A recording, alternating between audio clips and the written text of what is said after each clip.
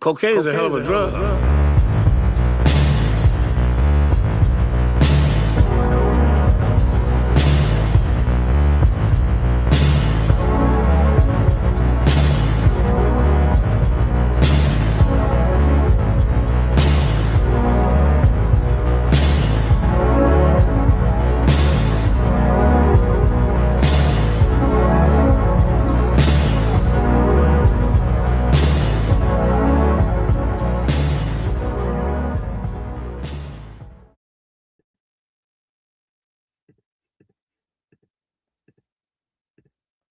Yo, what's up? Happy Thursday, everyone. It's August 6th. Sorry I'm a little late. We had what's so funny? This is every week, bro. Okay. All right. No need to apologize. Everyone knows. Well, over here we've got a Bible study that ran a little late because we're nice. fighting the good fight over here, Juan. So Amen. while you're done with work by 3 p.m. and you've been paving gopher tortoise holes all day, you know, come on, we got a bookstore to run over here. But How'd you know your mom's nickname, dude? which one? Go over tortoise hole. Hmm?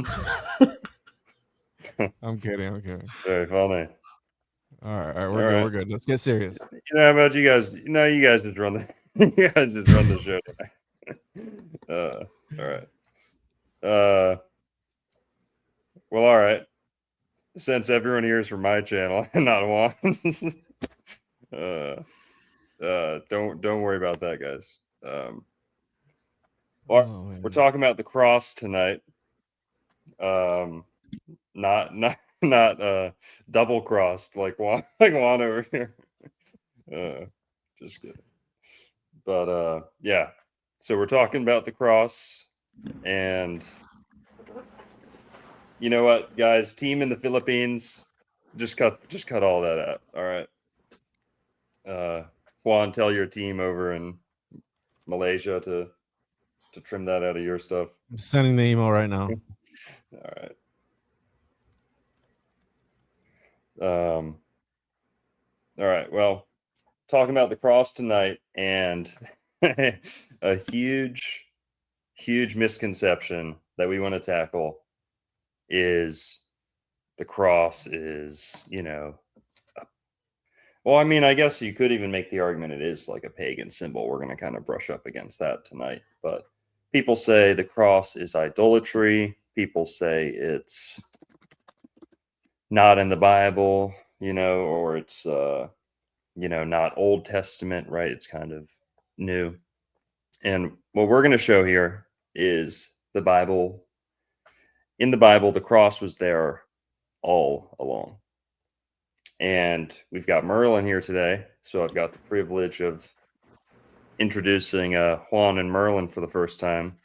But Juan, Merlin and I have talked about the Zodiac, the cross a little bit. Juan and I talk about Florida.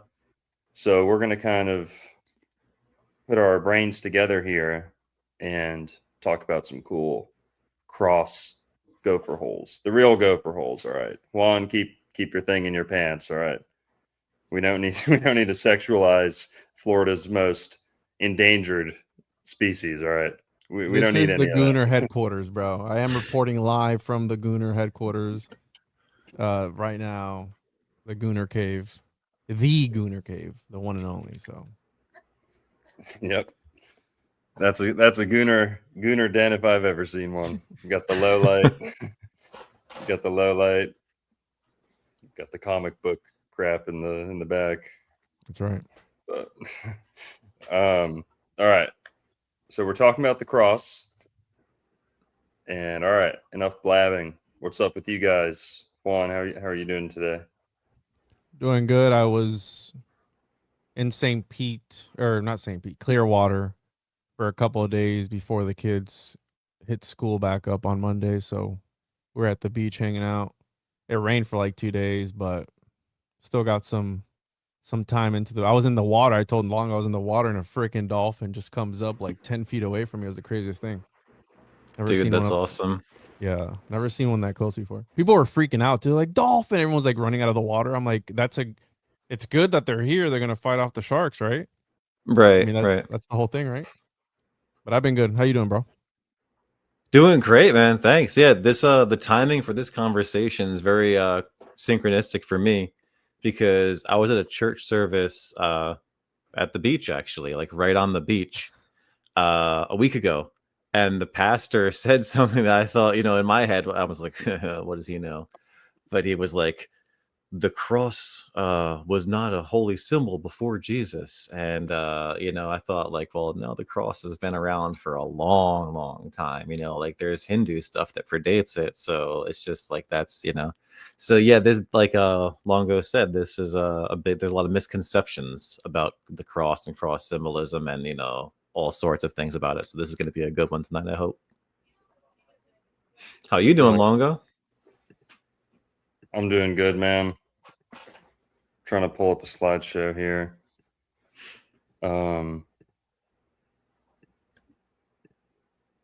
What denomination was that, Merlin? Baptist. Okay. Baptist, yeah. I'm somewhere, let's just say, in the Bible Belt, so a lot of Baptists. Yeah, and I was born and raised Pentecostal, so they get crazy. So it's like kind of the opposite, right? It's like real chill, and then Pentecostals are just jumping around. They're doing rituals with snakes and stuff. Some Yeah, denominations do the whole snake thing and get bit. You seen that dude. pastor? Was that in Florida? The pastor that died from being bit by a snake? I don't know. Really? Probably many instances of that. It was All over. in a reality TV show, Middlesboro, Kentucky, at a church service, and he died. Definitely, that was a rattlesnake. But again, Pentecostal service, and they do crazy stuff. And a lot of people believe a lot of crazy stuff. Church And services in the South are fun, man. Like I was raised Catholic, and that's a very solemn service. And I moved down here, and all of a sudden there's like guitars in the church. The first time I saw a guitar in a church, I was like, "What's going on?" Like that's so different to like the Catholic, like no, versus down here they're jamming out for Jesus, like straight up. It's a concert in there every weekend, Yeah. Jam band where they just rip for like 20 minutes. Like, yeah. All right. Guys, if you remember a couple months ago, I don't know, maybe a month or two ago, Merlin and I were live, and I think we brought up this video about a catfish. And I didn't know too much about the catfish, but it stuck with me. I revisited it. I've learned a little bit more about that catfish. And I thought that would be our kind of entree into this topic. Ties it all together. Florida, the Bible, the cross, nature, right? Ancient Florida. But here, so the cross in the Old Testament, pagan traditions, and nature. A little redundant there. Some people think paganism is just nature worship. That's not quite how I would define it, but so there is a catfish in Florida. I didn't even know it was in Florida before. I don't think. It's called the gaff top sail catfish, also known as the sea cat.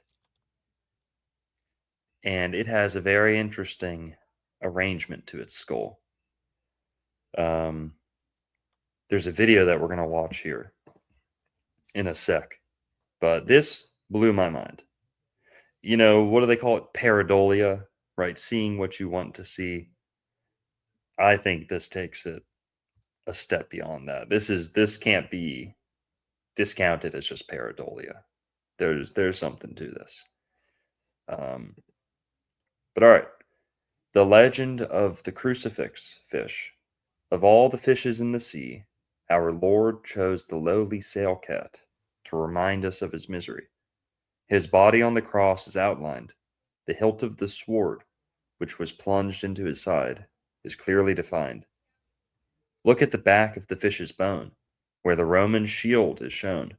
Oh, this is a poem. Whoops. Where the Roman shield is shown. When you shake the cross, you will hear the dice being tossed for our Lord's blood-stained dress. Those who hear them will be blessed. Those who can hear them will be blessed. This is an old Florida postcard. This is actually from the Florida State Archives. This isn't some like random schizo, oh, this looks like that. I don't know if the Florida State Archives sold these, but it's in the archives now, and there's a whole series of these postcards. The legend of the blank. And most of them are native to Florida or endemic to Florida. But let's learn a little bit more about this catfish for a sec. Now, that's what the catfish skull looks like.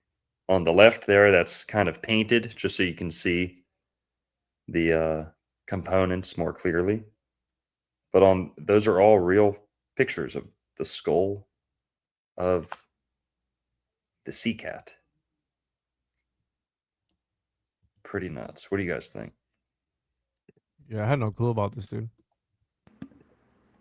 Okay. Merlin, what do you remember us talking about last time? How did it come up?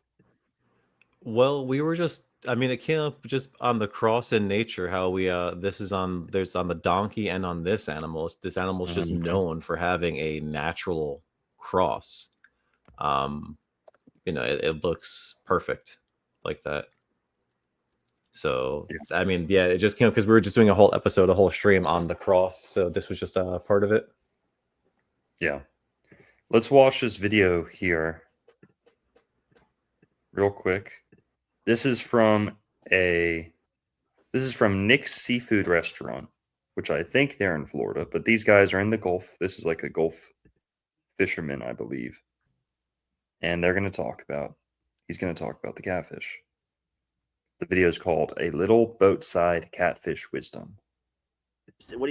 Most people don't know what this is. What is that? That is a catfish skull of a catfish. But once you see this, you'll understand it. Do you see what you can see right there? Do you see the crucifix? Yeah. The cross, the Jesus on the cross? Yeah. And then on the back, you see the shield of David. Oh yeah, that's wild. And then you can see the. Now watch this part. Okay.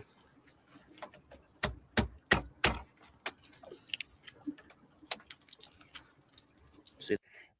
This guy is cool. I like this guy, but if I were ripping on him, I'd say, "See that? The cross, the sacred cross. Yeah. Now you just smash it. You smash it to bits."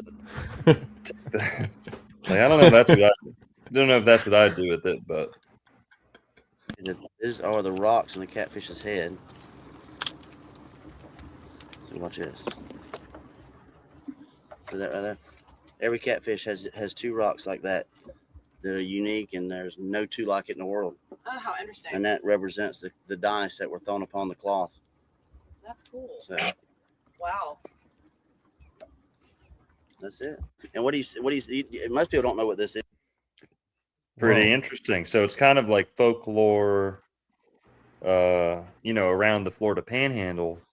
People tell this story to each other, father to son, fishermen to, fishermen to people who they might be, taking on a charter boat or whatever. Tour guides to tourists, right? Well, I've never heard anyone talk about this in kind of a more metaphysical, occult sense. So here we are. We're revisiting it. And like Merlin said, many people know about the donkey. The donkey has a cross on its back. Most donkeys in the world have crosses on their backs. We're going to talk about, I've got some slides on the donkey. But all right, let's learn a little bit more about this catfish, because it's a pretty interesting creature.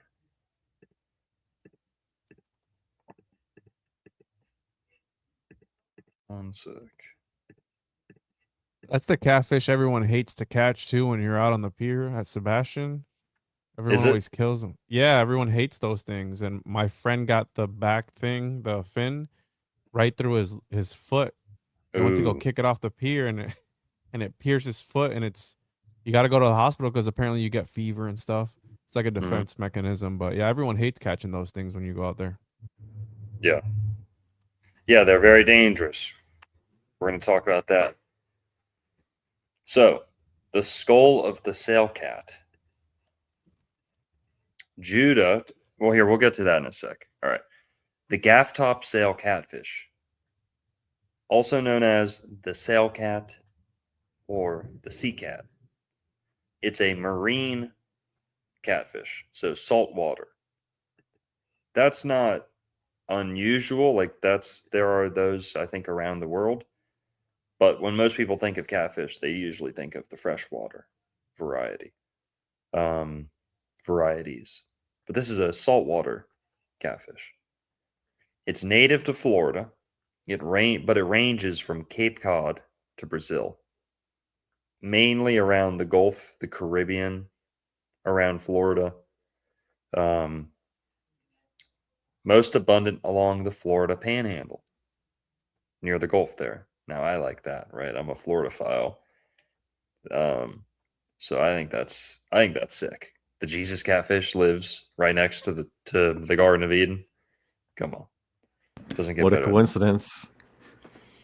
Now, they're typically around 2 pounds, 17 inches long.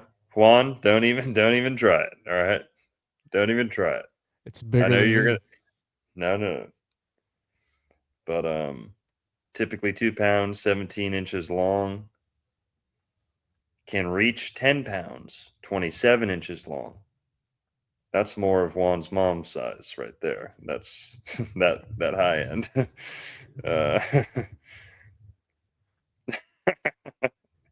Who's ever heard of the gooch catfish? Just reminded me of that. But all right. So like Juan mentioned, the spines on this thing are venomous, super dangerous. It can paralyze parts of your body.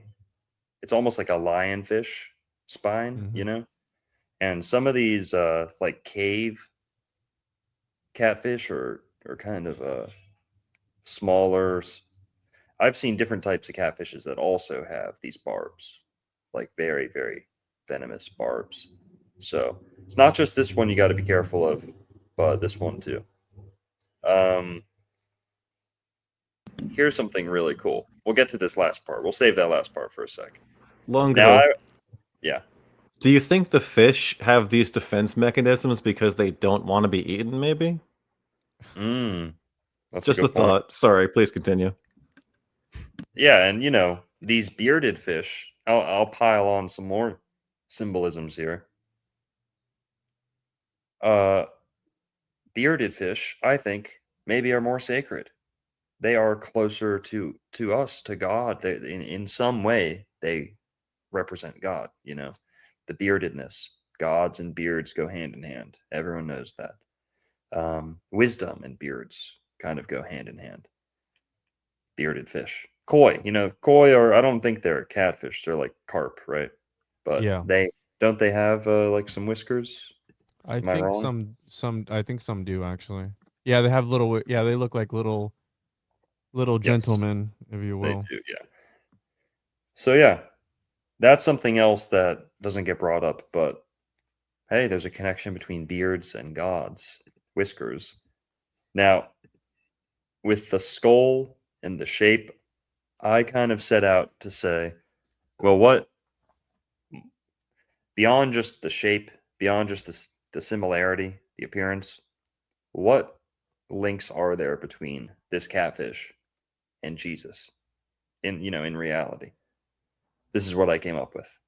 Maybe you guys got some more in the chat. Give us your sage contributions, chat. All right, so the skull of the sail cat right off the bat if we wanted to stretch it, it's not really a stretch, but Judah, Jesus comes from the tribe of Judah. Jesus is the Lion of Judah. So Judah is symbolized by the lion, which is Leah. Jesus is the Lion of Judah. Lions are cats. Sorry. Jesus is also associated with fish heavily. No one's going to argue that. Christianity is symbolized by the fish as well. You see Christians with the fish on the back of their car. Mm-hmm. Some of us know the deeper secrets behind that symbol, the fish, the Vesica Pisces. Pisces, the last sign of the zodiac. Peace, all of these different words go back to Pisces. That shape is kind of a component of many other shapes, the flower of life, seed of life, all that stuff. But Jesus is symbolized by the fish. So, forgive me here, but cat and fish, hey, is there something to that? Lion, Florida also has lionfish. We don't really like those ones so much, but that might be a better name than catfish. But cat and fish, who knows? He does have that in common with Jesus. Something else that's pretty interesting. Catfishes are not kosher due to lack of scales. That could be like a dirtiness thing because they're kind of bottom feeders, but maybe God didn't want his chosen people eating this fish. And I don't know about the skulls of other similar catfish. I haven't heard or seen anything like that. But what do you guys think? Do you think of any others?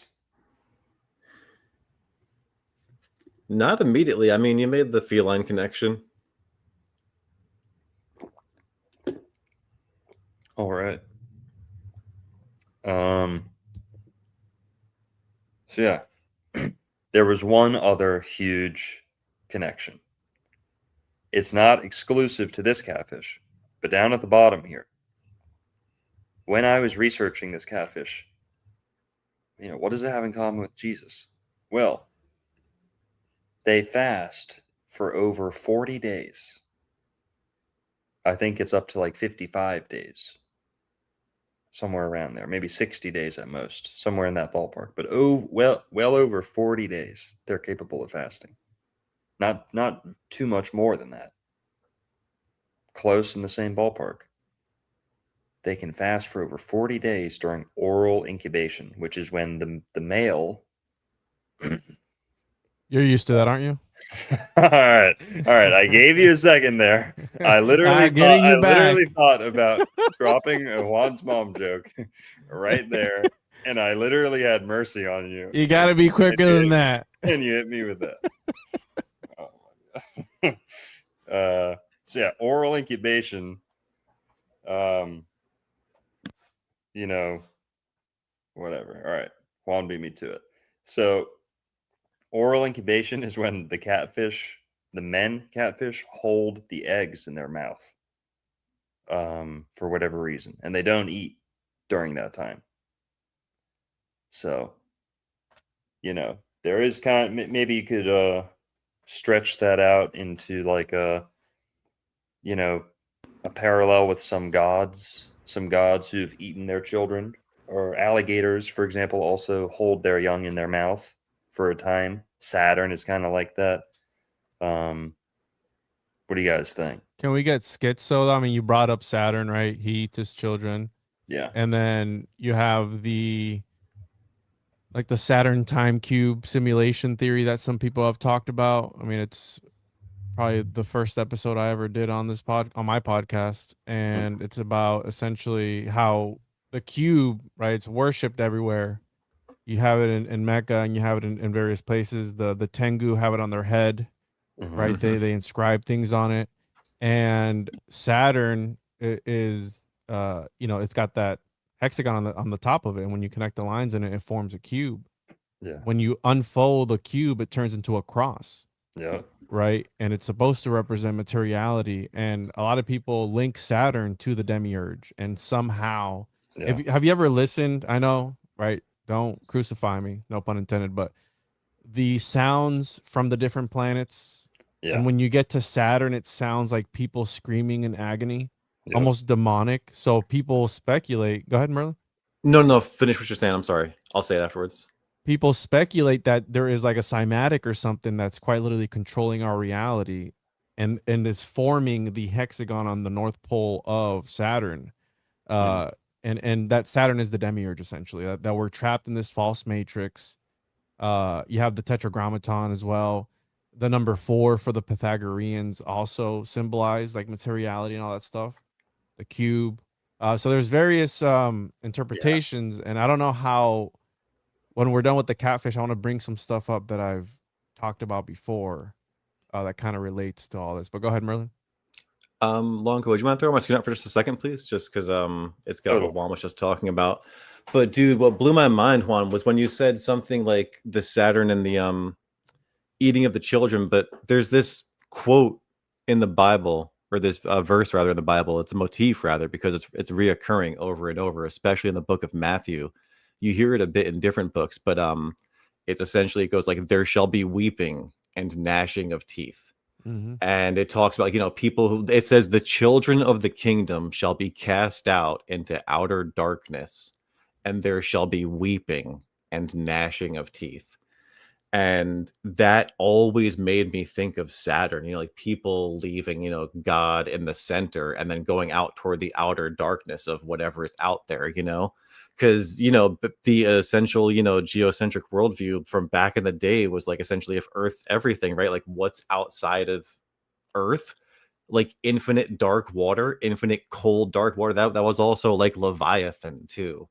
So whenever I heard that verse in the Bible, as I read through like the whole New Testament a couple of years ago, and that really stuck with me. That whole the children of the kingdom shall be cast out into outer darkness. There shall be weeping and gnashing of teeth. That just sounded so Saturnian to me. So sorry, Yeah. I'll let it there. And it's very Gnostic. Like, you talk about what's outside of our reality, what's outside of what we can see. Well, the Gnostics believe that every single planetary sphere was a demon, essentially, right? Like a sort of demonic ruler. And they believe that every orbit was a different dimension. And in order for you to transcend to the upper pleroma, they believe you had to learn every single demon's name. And there's 7 different ones, right? That's 7 different sins, the 7 different days of the week, the 7 different chakras. And in whichever one you'd fail, you'd be sent right back down into this reality and reincarnated. So you had to go through every single, like your soul had to go through every single different orbit, different dimension, learn the name of that demon to control it. But if you fell to any of the sins, whichever sin it was, you were sent right back into our reality and reincarnated. So it's, again, very Gnostic, and yeah, it does get dark. Well, that's why we like the cross here, because this connection to the cube is valid. But people, how you fill the space between these two concepts kind of says a lot about the person. The cube is the cross unfolded. To me, I love that. I applaud it. Isn't the goal to unfold the cube? To not be imprisoned in the cube, to think outside the box, right? To get outside the matrix. The cross, to me, is that unfolded cube. The cross is the technology that we need to unfold the cube, So yeah, I like this. People point it out, they say, "Oh, it's just another one of the Abrahamic death cults. It's just another one of the cube packaged in another way." I don't see it like that. People need to kind of bring a little bit more to the table than that. I think. Yeah, and I mean, through salvation, right? Because that we talked about this a little bit. I think it was last week, where Jesus was gravitated towards the people that were demented, right? Towards the people that were imperfect in our society, and he did what? He healed them, he saved them. So I think the whole story, I mean, Jesus itself, like the whole thing is to break out, in my opinion, right? To be saved, not to achieve some sort of note, and like not that sort of Gnostic way, because they did believe that. They believed that they could achieve Godheadhood or whatever you want to call it by themselves. They didn't need the church, but we need the church because it's what God's bride, right? It's the bride of Jesus. We need that. They go hand in hand. And again, the whole thing about a lot of the stories in the Bible are about waking up. Again, back to the whole Matrix, Neo, he wakes up and he starts to realize, this is all like Merlin, when you and I were talking about, like when you start to connect all the dots and go, wait a minute, this is all bullshit. It's all fake and gay. And then you have Morpheus, like, are you going to go back in, take this pill, or are you going to break out with me and take this other pill? But to take the other way, it's going to be hard. It's not going to be easy. And I think that's the way of like being a Christian. Just because you're a Christian doesn't mean you're going to have a good life. No, it's not going to be an easy life. It's still going to be a hard life, but at least you have God backing you up.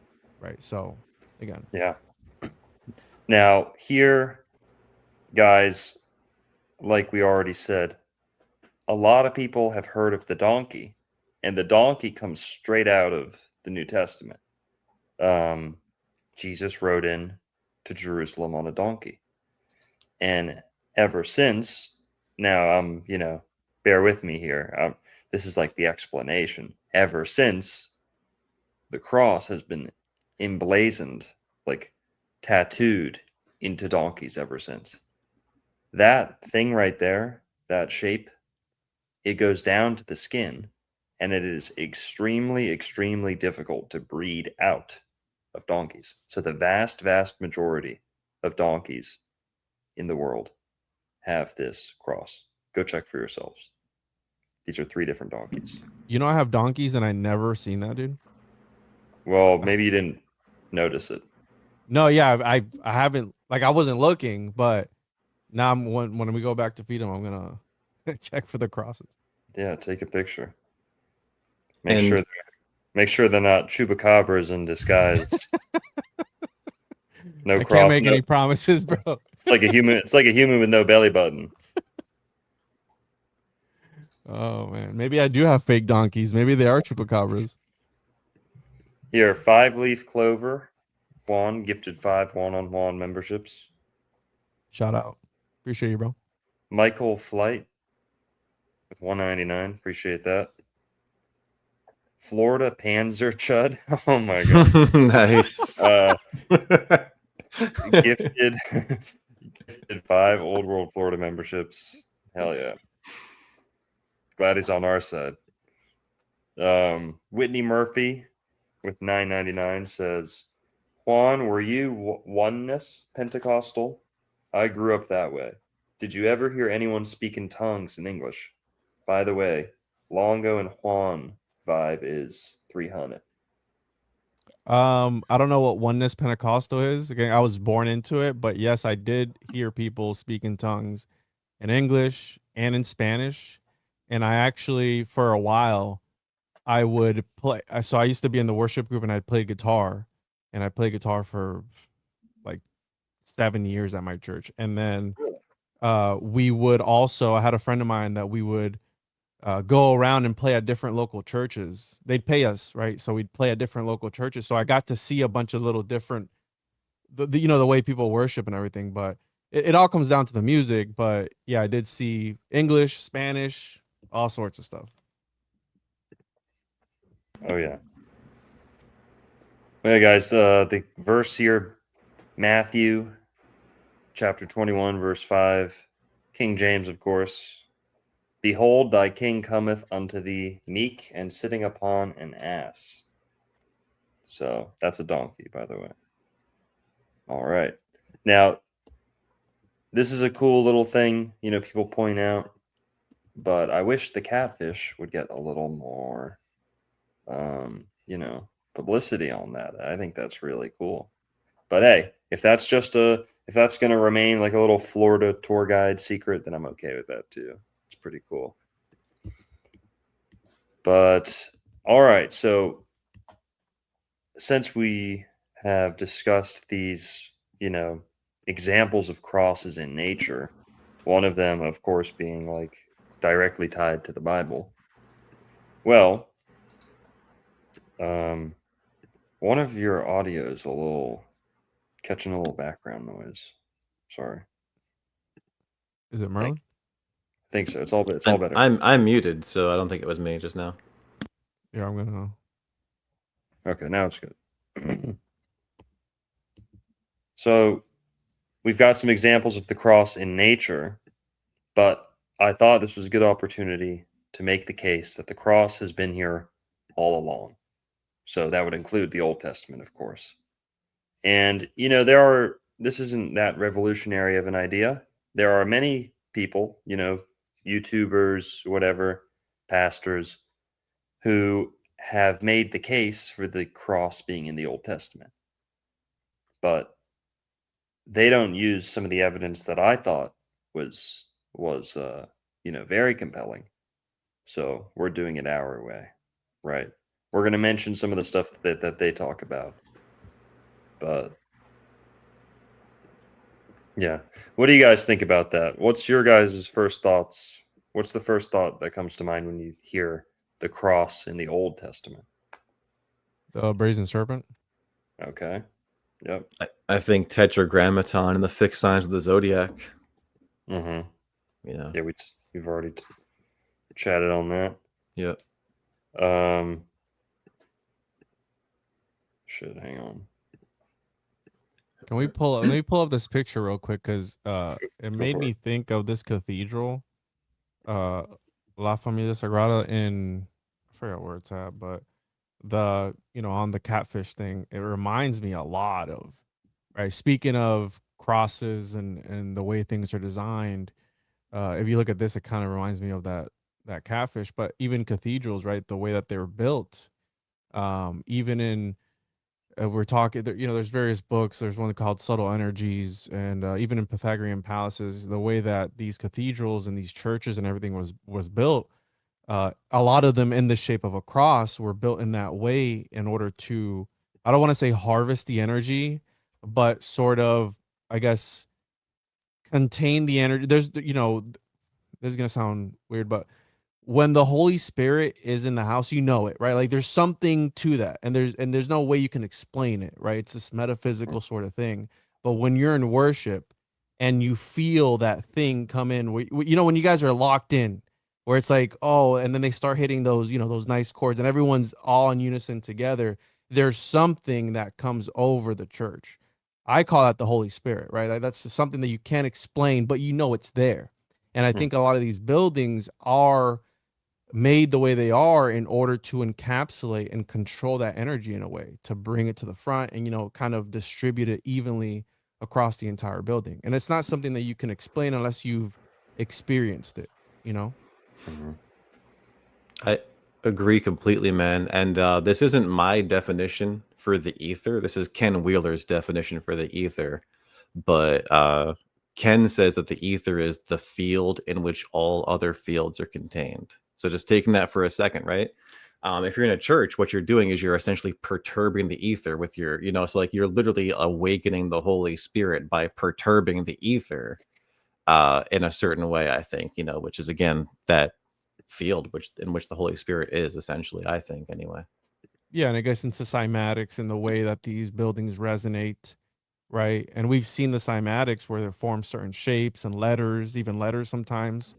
So I think all that has something to do with it, the way it's designed, and it's done that in that way for a reason. Oh yeah. Yeah. Now here, Juan, oh wait, that's the passion flower. Whoops. You mentioned dogwood to me, right? Was that you? Or was that Merlin? That was me. Merlin, Yeah. you mentioned dogwood. What did you hear about dogwood? So what I heard about dogwood, I mean, there's a few, myths, Christian myths that Jesus's cross was made out of dogwood tree wood. Mm-hmm. And then the cross being okay, so since it was made out of wood, obviously the cross kind of looks like a tree. So the cross is symbolic of the tree, symbolic of the tree of life. There is a myth that after Jesus was crucified, the wood that was his cross sprouted and essentially became a tree. So those are all dogwood related myths. And then we can take a look at a picture in a little bit.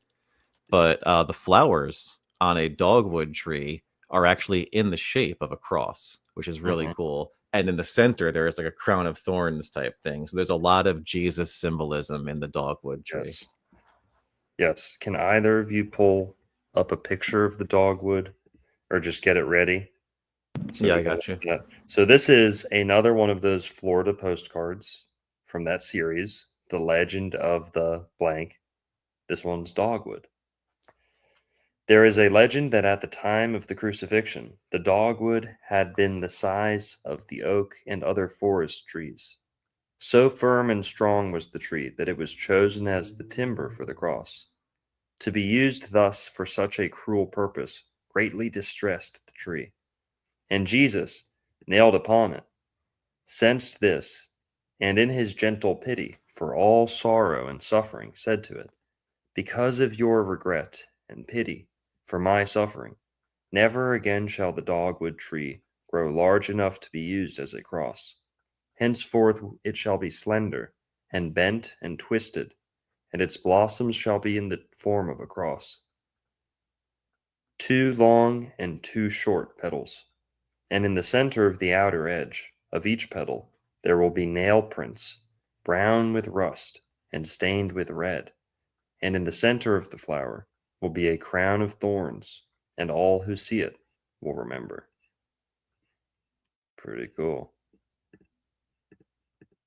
What type of dogwood was it? Because was Jesus crucified in Oklahoma? Because dogwood trees grow across eastern North America. No, no, And no. Native to Florida, Juan. Native No, to Florida. I know. That's what I'm saying. Mm-hmm. Hey, So who knows? who who knows, right? Who knows? But yeah, there's the dogwood. Florida dogwood. Grows elsewhere too, but Yeah, yeah. lots in Florida. So yeah, there's a whole slew of these little articles. Here, let's read. Or sorry, little postcards. There's one about the passion flower.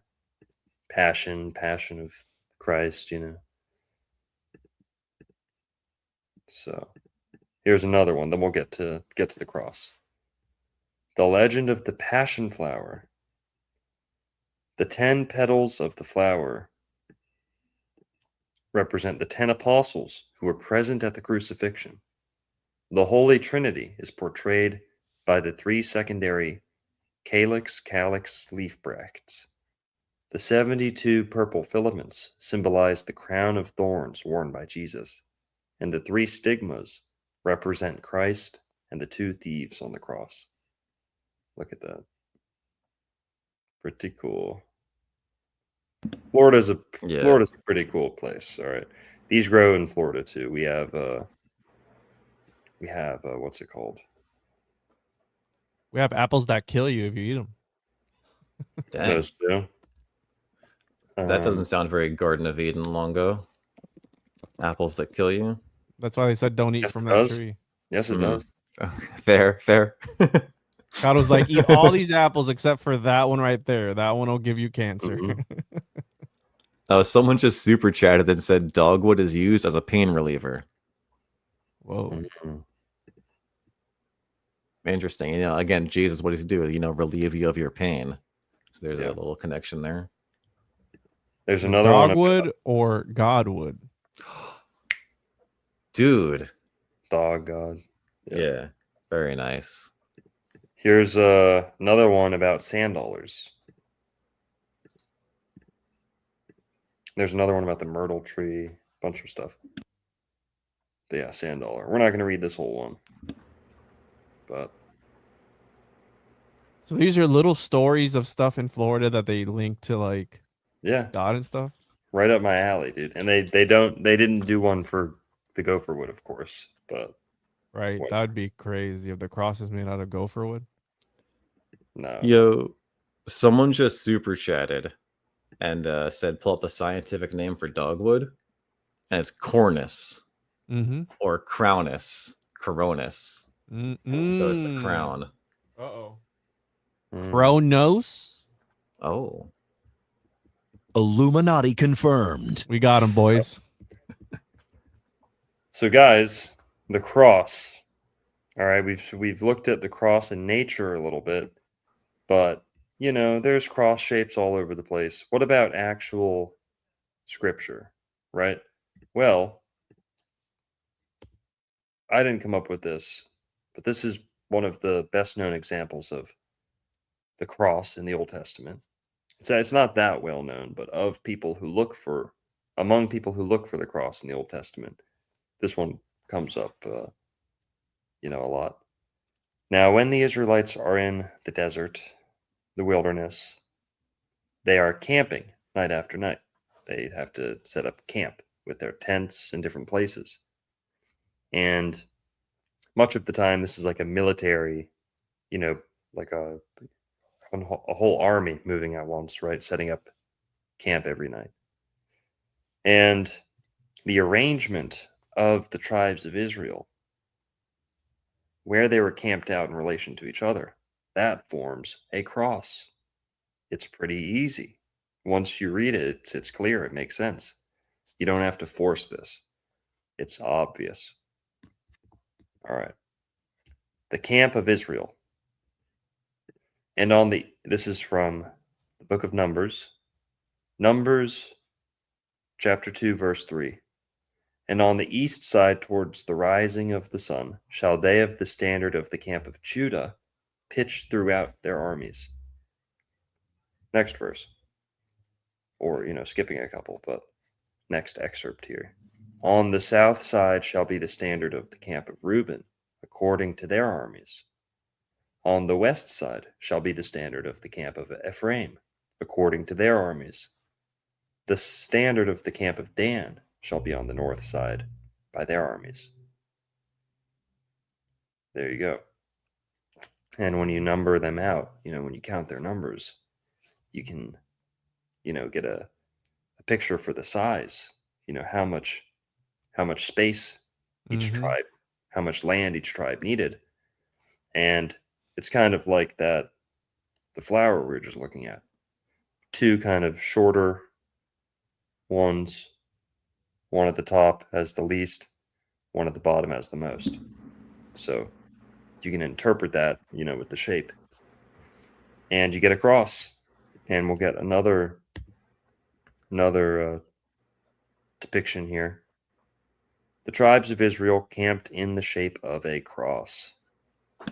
Even better, this proves our point that, if you're seeing a cross in this, then you're actually proving you're agreeing with the fact that the cross that we're going to point out even earlier in the Garden of Eden,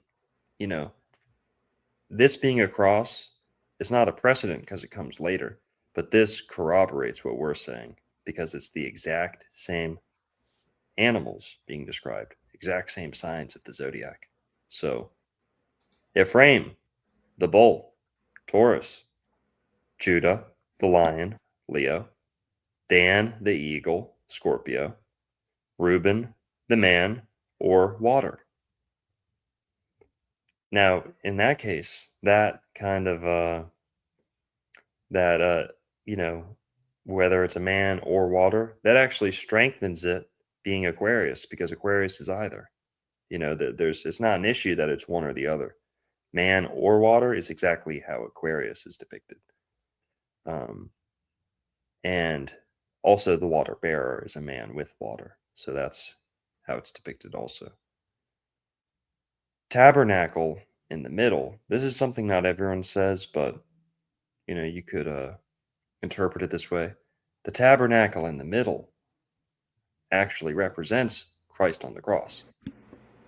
God speaking through that tent in the middle, or like the holiest of holies, the inner sanctum, the inner tabernacle, that kind of represents Jesus being the Word of God speaking, and him being nailed to the middle of the cross.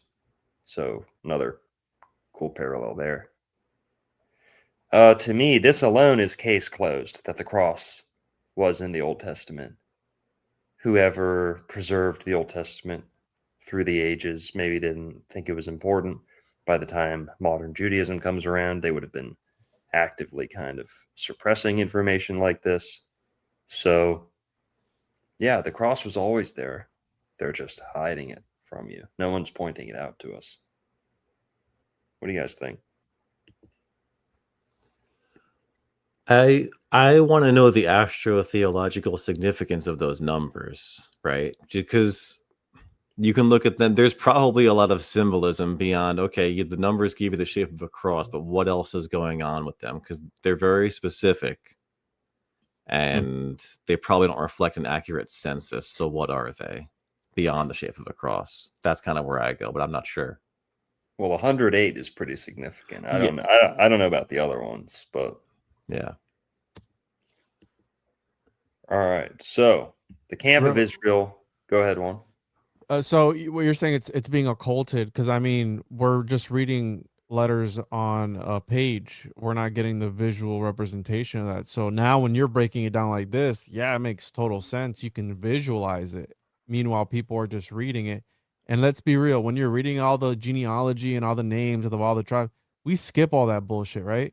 I skip all that bullshit when it comes to all these different names, the son of such and such, and these people here. I skip all that. I just go boom.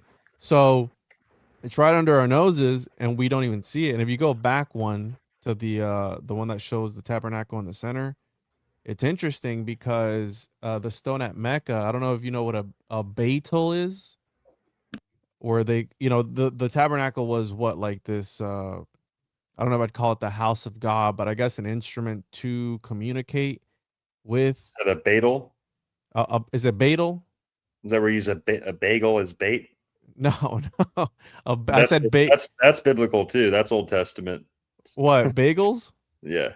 I'm sure they are. Weren't they invented by the Tengu? The rings of Saturn. Yeah. So a Betel, not a bagel, maybe, is house of God. And this goes back, not to throw it off track too much, but the black stone at Mecca, where they believed it's quite literally the house of God. And again, it's a cube. So it's interesting that the one before this, it's got if you fold the cube out, it forms the cross, and at the center is the tabernacle, which is what's used to communicate with this Godhead, Yahweh. Some people thought he was a demon. Some people thought whatever, this one thing.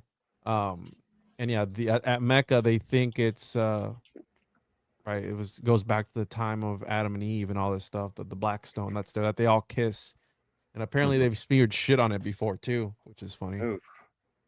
Yeah. Well, just real quick one. Did I hear you correctly that you just gloss over entire pages of the Bible? I'm gonna keep it real when it comes to all the genealogies and stuff. Yeah. Yeah, I skipped that, bro. Okay.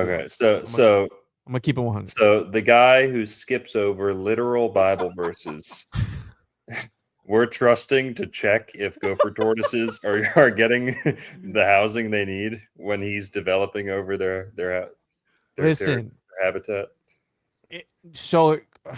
Damn it, Narco. The county comes out and they check, bro. They have people who check before. I can't get away with it. If I get away with it, I go to jail. Okay. So sorry. The there's genealogies procedures to this. aren't spicy enough for you, Juan. Sorry, they aren't interesting enough. Oh man, you're making me look bad. I read them all. Them all. No, I have before, but whatever. I know, I'm just, Isn't it like Matthew chapter 1 verse 1? It's just like a whole bunch of genealogy for that's Skip. like the whole. Hey, it's like skipping the credits in the video game. You know what Tamaj would say? You know what Tamaj would say? The previous owner of this bookstore. He would say, even if you're reading something that is, do it in his accent. No, I'm good. How about we do it in your accent, Juan? Do it. Hey, comprende. Hey, Holmes. I don't know. That's Mexican. All right. All right, my bad. So Tamaj would say, even if something's like too boring, too dry, it goes over your head, ingest it anyway, because it'll be mapped out in your brain for the future,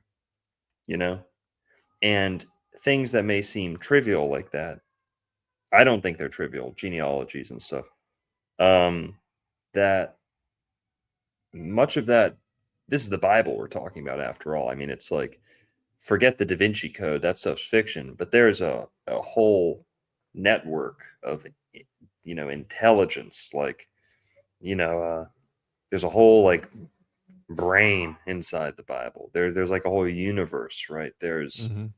all this encoded information, numbers, cross references, all this stuff.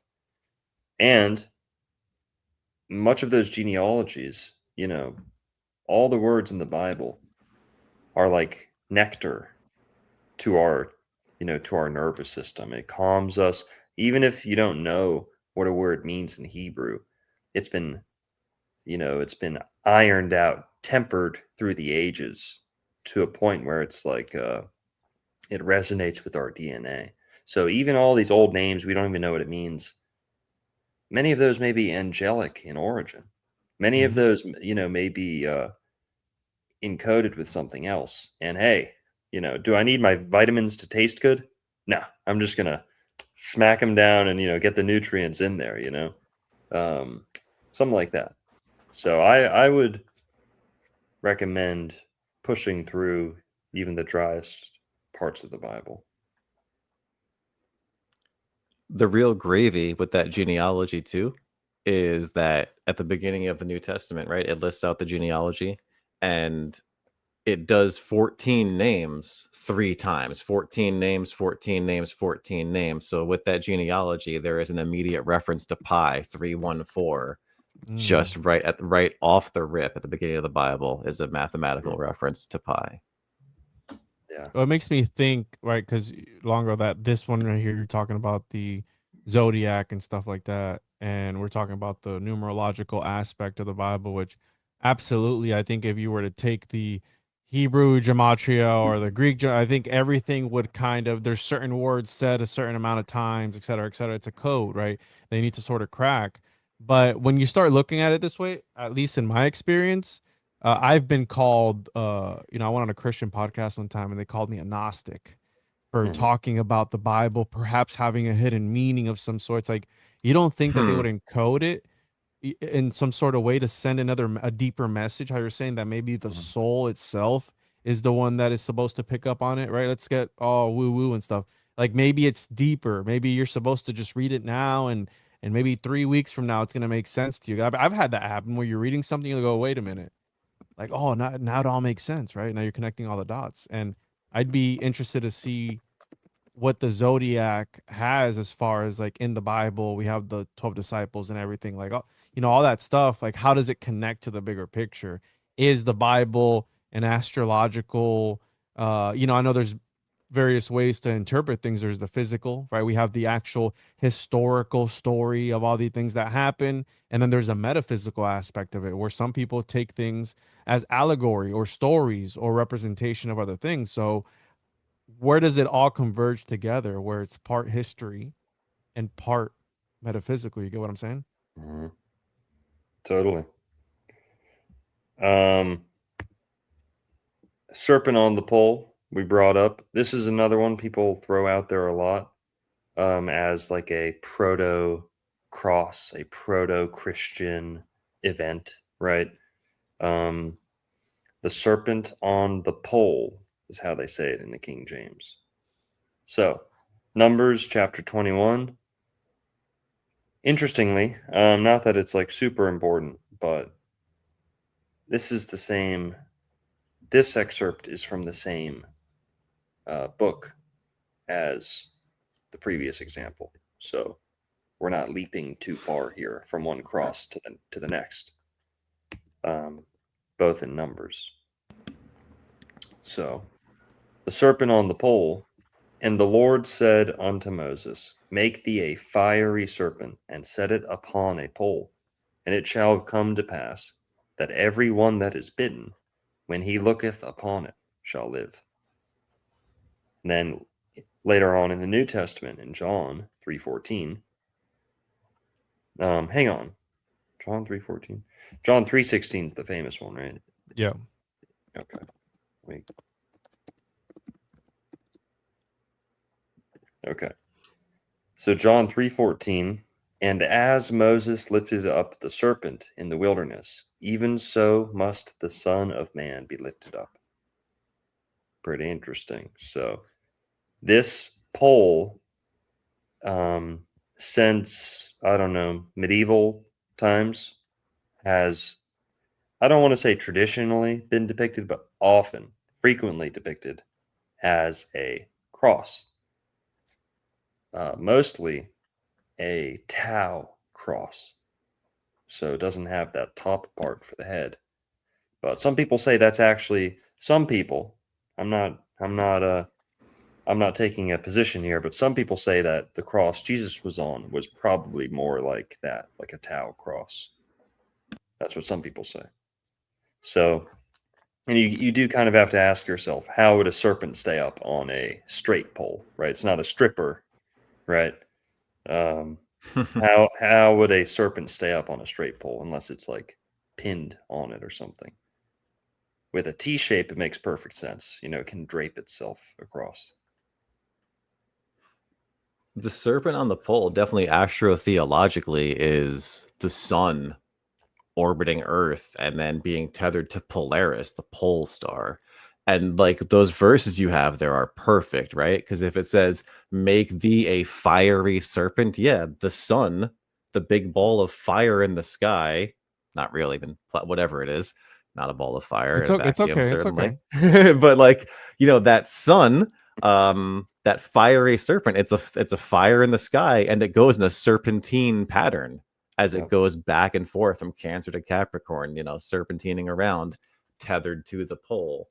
Oh, And yeah. then, so the sun's the serpent. And then that second verse you have there just reinforces it because it says right there, as Moses lifted the serpent, the sun must be lifted. Serpent sun connection, concrete in both of those. Yep. Yeah, Merlin, 100%. We're going to link this to astronomy. We're going to link this even more firmly to astronomy in a sec here. Also, Florida. And I know Juan's going to like it. But also, serpent on the pole. There's an obvious parallel here with the rod of Asclepius and or the caduceus. So, rod of Asclepius is like, some people say it's a mushroom. Sometimes it's like a cup or a grail. But yeah, I think that's the one with the one snake, and then the caduceus has two snakes and wings. So the rod of Asclepius is for medicine. The caduceus is supposed to be for commerce. Today, the symbol of commerce, the caduceus, has replaced the rod of Asclepius for medicine, right? So what are the implications of that? How can we interpret that? Well, profit, money, making money, greed has replaced medicine. You know what I mean? Commerce has taken it's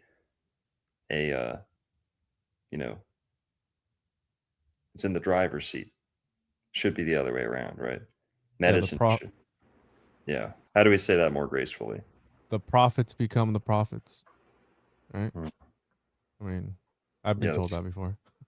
Well, yeah, and another thing about profits, commerce, a word I like to trip out on is traders.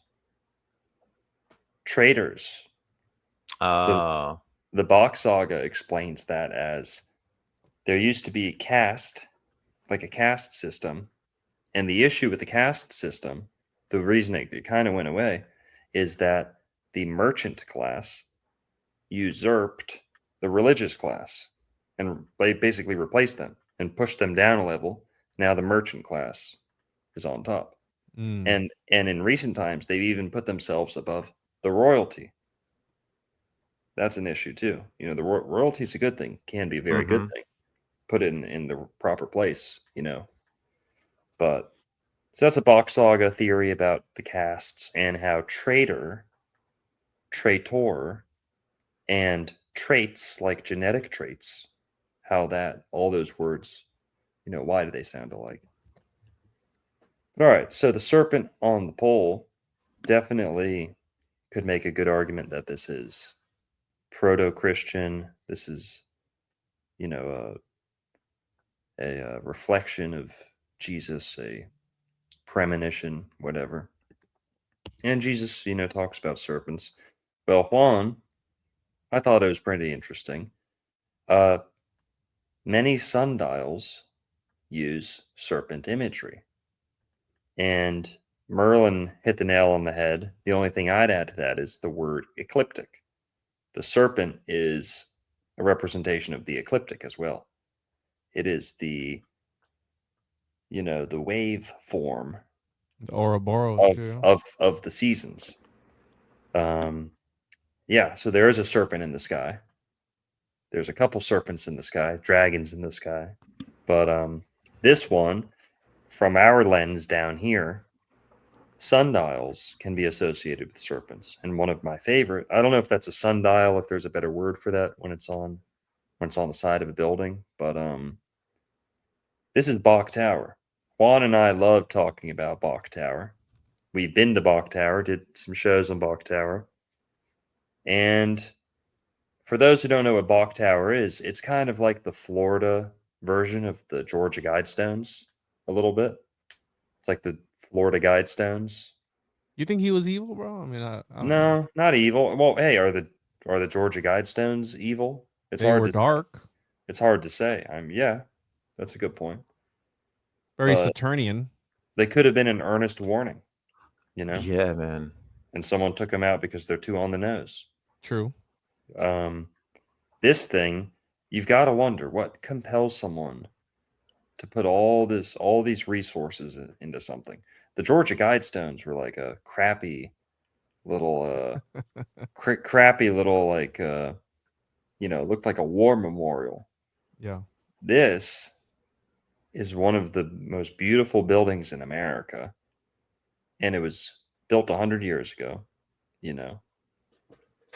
allegedly, as some people say. But so yeah, Bok Tower. It is in a wonderful place called the Bok Tower Gardens and whatever. You can go there. It's in Lakeland or Lake Wales, Lakeland, one of those two. Lake Wales. Lake Wales. And there's so much we could say about this tower. We can only focus on so much. It has this sundial on it, and the sundial is surrounded by the signs of the zodiac. So again, we're seeing this zodiac connection with the serpent. There are messages all over.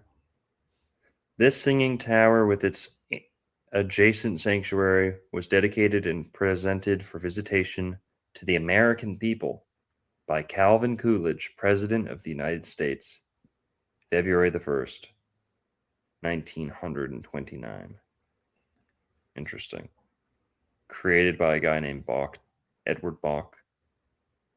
And they're called sundials, by the way. That's what they call them on the Okay. website. Cool. This tower is decked out with artwork, chiseled or carved into the pink granite and limestone. And it's mainly scenes from the Garden of Eden. So on the door, there is a verse by verse, or I forget, chapter by chapter, but it's basically like a scene by scene breakdown of the Garden of Eden story on the golden door, brass, bronze, but it looks pretty golden door at the front of this Bok Tower that no one's allowed in unless you take the tour or whatever. It's kind of hard to get in there. No one's allowed past a certain point. I think they take high school graduates of a local high school. I think where it used to be allowed to go to the top, but yeah, it's hard to get in there. The door, I don't have a picture, but it's covered in scenes from the Garden of Eden, and it shows Adam and Eve. You can almost interpret it like Adam and Eve in Florida. And then them getting kicked out of the Garden of Eden.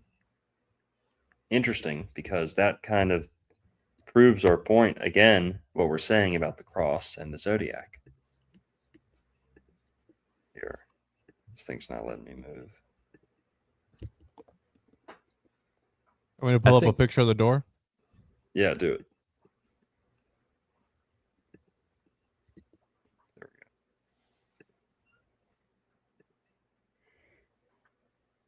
we go. With all the intricate details and everything. It looks crazy. Yeah.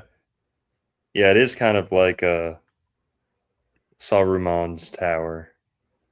Yeah, and Edward Bach is actually buried right in front of this door.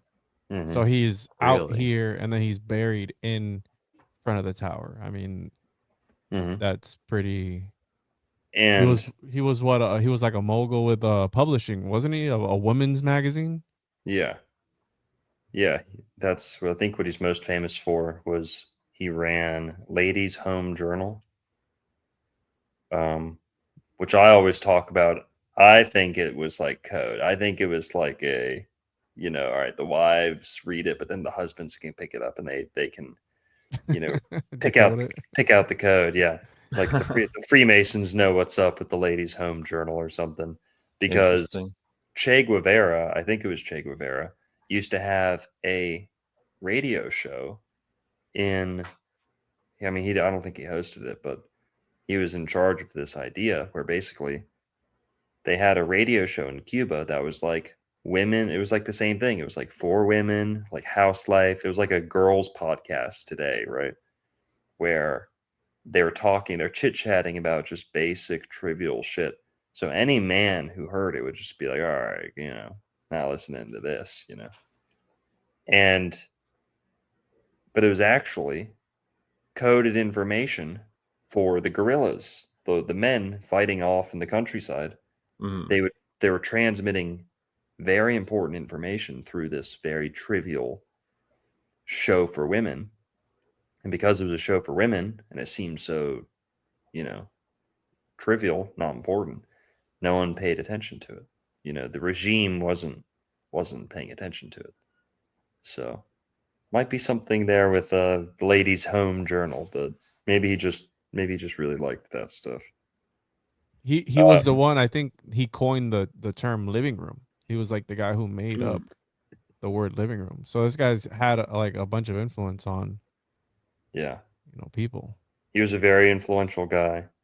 And also it kind of makes me think of Ed Leedskalnin. Mm-hmm. Got his books right over here. He wrote a book called Magnetic Current, which was kind of on the nose. It's about magnetism, obviously. Then he wrote another book, which was called A Book in Every Home, which is not about magnetism at all. It's like social etiquette. It's like advice for young women.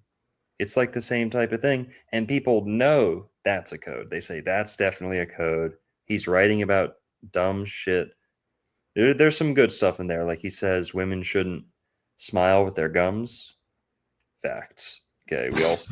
We all see those Taylor Swift fans with like the have you ever seen those memes where it's like all girls with the really big like gums that stick out when they smile?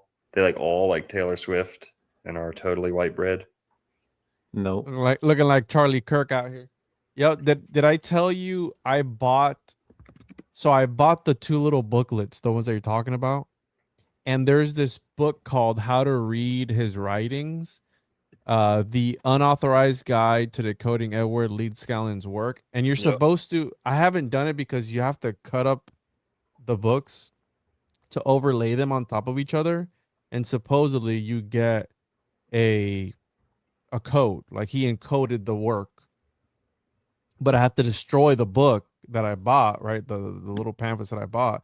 And I don't want to do that, but yeah, there's a way apparently where you can find the code that he was trying to portray, in the Sweet 16 and all this. It's a little creepy. I mean, when you really think about it. Yeah, he was kind of weird. He was the OG gooner, bro. It was like gooning and moving stones. That's what he was doing all the time. Hey man, if we want to be real, if we really want to get on his case, that little guy was like Coral Castle, it's kind of like Epstein Castle, if you ask Yeah, me. bro. A little I'd- bit. Not really. I'd be. I don't want to spread slander, but I'd want to see the connection of like missing people during the time that he was there that Mm. maybe went missing because of homeboy over here, right? Maybe he was one of the greatest serial killers of all time, and we don't even know it. You want to read this meme, Juan? Are you excited for Taylor's wedding? Isn't that so true? Isn't that so accurate? Yeah, I mean, I don't really keep up with much of Taylor. I know they're crazy, that's for sure. I've seen the videos of them going after people for talking bad about their deity Taylor Swift, which is kind of creepy because it's almost like a cult. Here, wait, one sec. All right. This meme is always like served alongside this one. Give me one sec. Tell me how true this one is too. Forgive me, people who just tuned in to hear about the cross.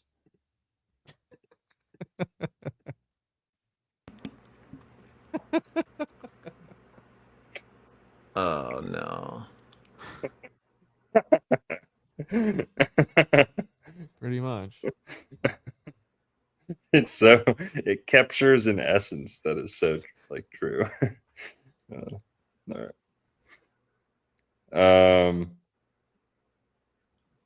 All right, that's the show, guys. That's it. No, just kidding. All right. So Bach Tower, they've got the serpent and the rod. Basically, what I'm getting at here is this, forget the tower. The tower is cool. It's associated with the Bible and the Garden of Eden. But sundials, rods, and serpents. There's the ecliptic. There's the serpent up there. Well, down here, remember, Moses also had a pole. So it's a pole and a serpent. In Jewish Pirates of the Caribbean, shout out my new series that's dropping every week at Tuesday, new chapter of Jewish Pirates of the Caribbean. They talk about the pirate Sinan. Sinan was a Jewish pirate who worked with the Moors, the Barbary Corsairs. And he had an early version of something that we're going to talk about also, an astronomical instrument. And his crew didn't know what this astronomical instrument was. So they called it a crossbow because it looked like a crossbow. Because he'd aim it, put it up on his shoulder, aim it up at the sun. And it looked like, have you guys ever heard these legends, even in Skyrim, of people shooting an arrow into the sun? Hmm. This kind of gets to the heart of why we say casting a horoscope. Horse scope.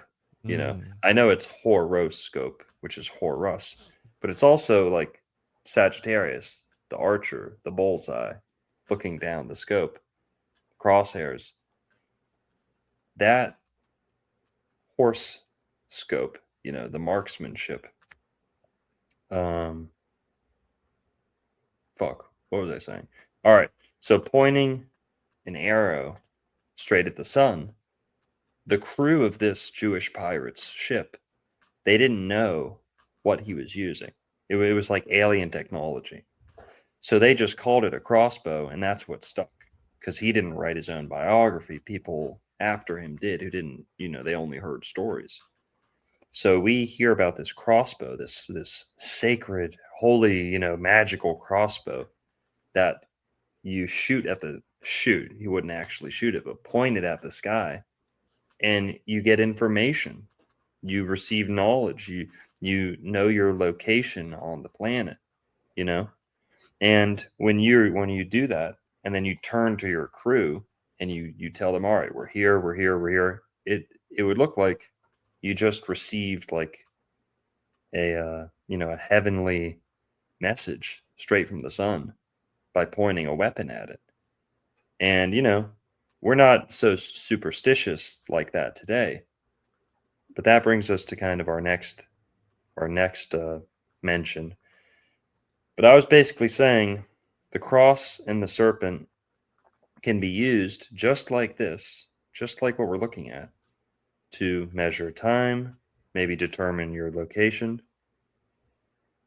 But all right, so this is all strengthening the case for And the by the way, zodiac. Yeah, go ahead. Edward Leedskalnin had one of those that he made himself at the Coral Castle, and he also had that cross where you look through the hole and you see Right. the moon on the 4 quadrants. And you know, that one's super fancy right there on the one at Bok Tower, but the one that he had made was a little bit more. I mean, it's still pretty cool, but the one he made was like on a in a bowl, and you can see it and follow it, and it worked. Yeah. Yeah. Well, here, let's move. We'll skip over to that one. Since I brought it up. This is the crossbow that we were hearing about. Okay. And also crossbow is called a crossbow because it looks like a cross, most of the versions. So who's ever heard of a cross staff or a Jacob's staff? Not many people, right? Nope. Not many people. This is a cross staff. A cross staff is it's like a predecessor to the sextant. Maybe I think the sextant may have been as old or whatever, but this was popular before the sextant became more popular. And the sextant has that more of a curved kind of shape to it. This one was shaped like a cross. It's pretty simple. And using a cross shape like this was all you needed, was all a captain or a navigator needed to determine, you know, roughly speaking, I think their latitude, you know, their distance from their last, you know, recording, their last measurement, stuff like that. And these are especially useful on a boat when you don't have any, you know, references on the horizon or landmarks or whatever. But you can use them on the land too, of course. You know, if you need that, you can use it on land. And what I'm getting at here is it possible that the Israelites were using stuff like this? And just like only 500 years ago, we have a thing just like this, a cross being confused with a crossbow, and the magical act of shooting a crossbow at the sun, you know, misinterpreted, turned into a superstition. How many different instances in the Bible could something like this have been used and then misinterpreted or recorded, remembered as a more magical event, like a serpent with a bowl on it? And I'm not stretching this too far because this thing's literally nicknamed for Jacob. And in the Wikipedia, it'll even tell you that this is not just any old Jacob, it's the Jacob, the patriarch Jacob from the Old Testament. So why him? Well, we might find out why, but this is a Jacob staff, a cross staff, possibly named for the biblical patriarch Jacob. It's also connected to St. James's pilgrim staff. So, you want to say something, Merlin? I'm just thinking, how could that work if it's not calculating the curvature? Whoa, dude. Come on, You know? man. Come on, dude. They couldn't have got anywhere without Wrong that. channel, dude. Well, hang on. There's My something. apologies. Well, actually, this yeah, it's kind of a good point. I just saved you, Merlin. You're gonna trigger the chat right now. What are you talking about, dude? What curvature? No, it's sorry, nothing. Juan. Sorry, Juan. We've reached critical mass. You are actually the minority, especially on this channel. I'm not a flat earther. Me either. What? I'd say the majority of people in the chat are. Flat earthers. Probably. Yeah, they're 100% flat earthers. Yeah. Yeah, you're Like the, we can do a we all 3-hour get episode. it. We all get it. You're the minority. No, we can do a I'll get you the 3-hour minority here. episode, and they'll focus on this one part. You said there was curvature out of the 3-hour episode. That's true. I'll make the most beautiful YouTube video that's ever graced YouTube. I'll put a month of work into it. I'll do all this shit, and it won't even remotely be about the shape of the Earth. But if there's one snippet from someone, like let's say it's my video, and I'm very careful not to say globe, and I take a 30-second snippet from someone else talking about some other theory that just kind of supports mine a little bit, and let's say, God forbid, they use the word globe, sphere, planet, any of that, Juan's absolutely right. No one gets more triggered than some of the flat earthers who use it like a gender who use it like a gender ideology. You know, it's like well, actually, that little impulse the Redditor gene. Well, actually, and I'm like that too, but well, actually, I hate that. So Juan, I'm with you. People go full artard for little trigger words. Come on. Are flat earthers the real are we really being the most open-minded people in the world if we the moment globe gets mentioned, like you know, come on. I was just doing Merlin a solid. He's like, wait.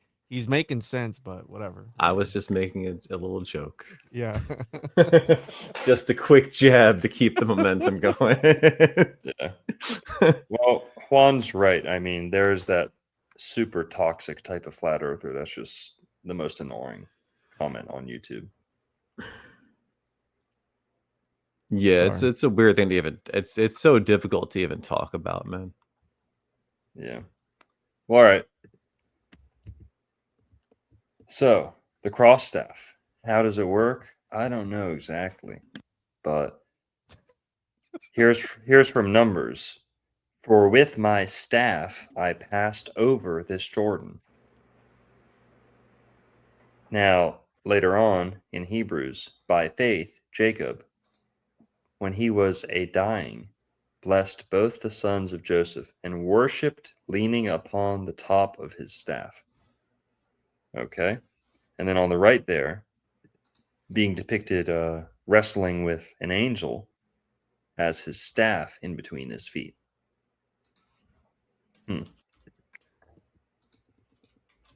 And yeah, so the cross staff, that's what it looks like. There's variations, but it was a cruder way of doing things. And, you know, to your point, Merlin, how kind of would this work? You have to stay really still. So that's something that the other instruments kind of account for. They help with that. You know, you don't have to keep it super duper still, but Dare you say stationary? mm-hmm. I'm done. Yep. All right, so going back, let's look at so the serpent on the pole, you know, throughout history depicted as a cross. But moving on, who's ever heard of laminin? Anybody? Not I. Going once, going twice. Laminin. All right. So we found the cross in the desert, in the wilderness. We found the cross, you know, with Moses. Maybe even Jacob used a type of a cross. Well, we can push this back even further. We can locate the cross at the very beginning of mankind, the creation of mankind. In fact, this is something that's present in all living creatures. Well, sorry, all mammals, I think, is what it's going to say. It's on the next slide. The laminin is part of our anatomy, biology. This is a a structure inside the human body. Inside. Go ahead, Merlin. Is it a molecule? Like what noun is laminin? Like laminin is it's a It's a protein. protein. Yeah. Laminin is a major structural glycoprotein and a key building block of the extracellular matrix that helps anchor cells, organize tissues, and guide cell behavior. It is a large cross-shaped protein complex made of 3 distinct polypeptide chains. It's found in all multicellular animals. Now, a little phonetic connection here. Laminin, Jesus on the cross. I mean, is Jesus not the Lamb of God? Hmm. Lamb, laminin, lamb, inin. I don't know. Laminin, something to that. And also, it looks like a plus sign. So all crosses kind of are plus signs, but Yeah. you guys see that. So Merlin brought up a good point before we went live. Like, you know, all these science textbook kind of diagrams of molecules and stuff, we can't always trust those. Some of them are kind of Fake and gay. suspect, maybe being pushed for certain reasons. On the left there is, I guess you'd call a photograph of what these look like under a microscope or some instrument. So I'm not saying that's total proof, but it's evidence that these things actually do look like crosses. It's not just in the science textbook. They do have certainly an X or a T shape to them. Pretty cool. And like you said, Jesus is the lamb, and then it's got in, and the kingdom of heaven is within. So, Jesus always says, go within, go within. So it's doubled up there. Let's get laminated, bro. Trying to get plastered, laminated. Sheesh. All right. The laminin cross. We already talked about that. So basically, that brings us back before Adam and Eve, because that's all multicellular animals. Give me 1 sec. Oh, is it the Utes? Probably not. Do what? I was wondering what it was. It's his brother, probably. Oh, that's All right. probably the homeless guy that Well, let's lives take in the. He's got a resident homeless guy that lives in the back of the store, Yeah. and he like has him do stuff for him. It's Like like he's personal secretary. Longo has a homeless slave in the store. Jeez, Merlin, you that gullible? I almost had him too, bro. He was believing me. He's like, dude, what? He can do that? I was like, yeah, bro. You don't even know the half of it. Yeah, I've got a golem. You've never seen the back. I've seen the back of the dancing elephant, dude. It's dark. Man. That's Anything the you can beyond. think of, dude. He's got Nephilim bones back there. He's got catfish skulls for some reason back there. It's crazy, dude. Damn. Yeah. Well, all right. So we took things all the way back to the creation of all multicellular animals. If this does look like a cross, then the cross was there from the beginning. Well, we can do even better than that. All right. Adam and Eve. Now, this one's a little, all right, bear with me here. Okay. We're going off on the deep end a little bit, but Adam and Eve. The disclaimer here, okay, to keep in mind, people, in Adam's language, sound and meaning were inseparable. So just take that, take that into account with what I'm going to say here. When I hear Adam, I cannot avoid hearing Adam, like Adam up, right?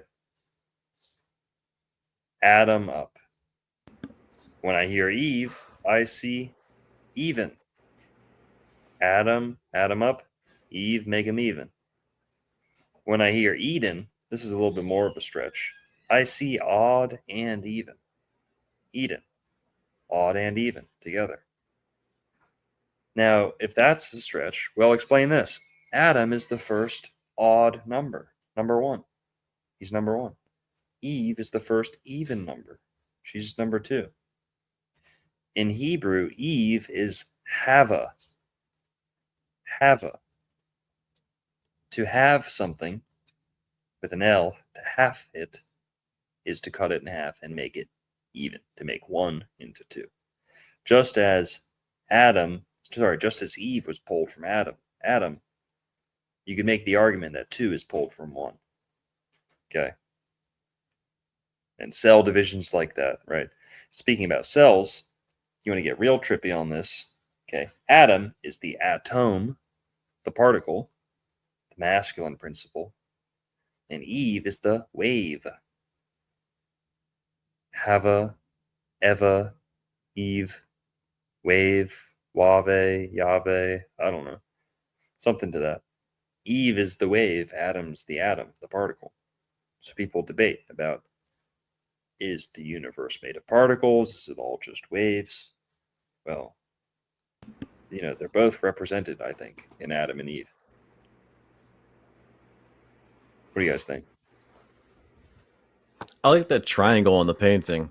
The triangle says Yad He Vav He, Yeah. and that's the tetragrammaton, which relates to the cross entirely.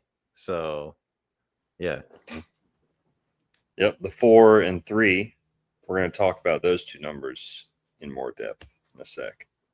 But since we're talking about Adam, guys, Adam is the plus sign. So when you add things, addition, that is the plus sign.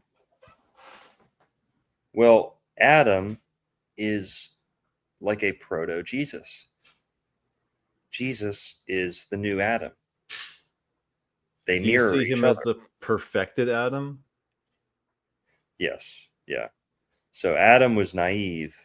Jesus is wise, has the experience of thousands of years of mankind to work with. Adam was, like a kid almost, stumbling around. But so the plus sign, Adam being connected to Jesus, also Eve being taken from Adam's rib. Well, the blood of Jesus was taken from his side, pierced near the rib, and out spilled. You could make the argument out spilled the church, his wife. You could make that argument. So there's all these cool connections between Jesus and Adam. Some of the early Christians who may or may not have been labeled Gnostics or heretics openly professed Jesus was the reincarnation of Adam. I tend to agree with that. I think that's a pretty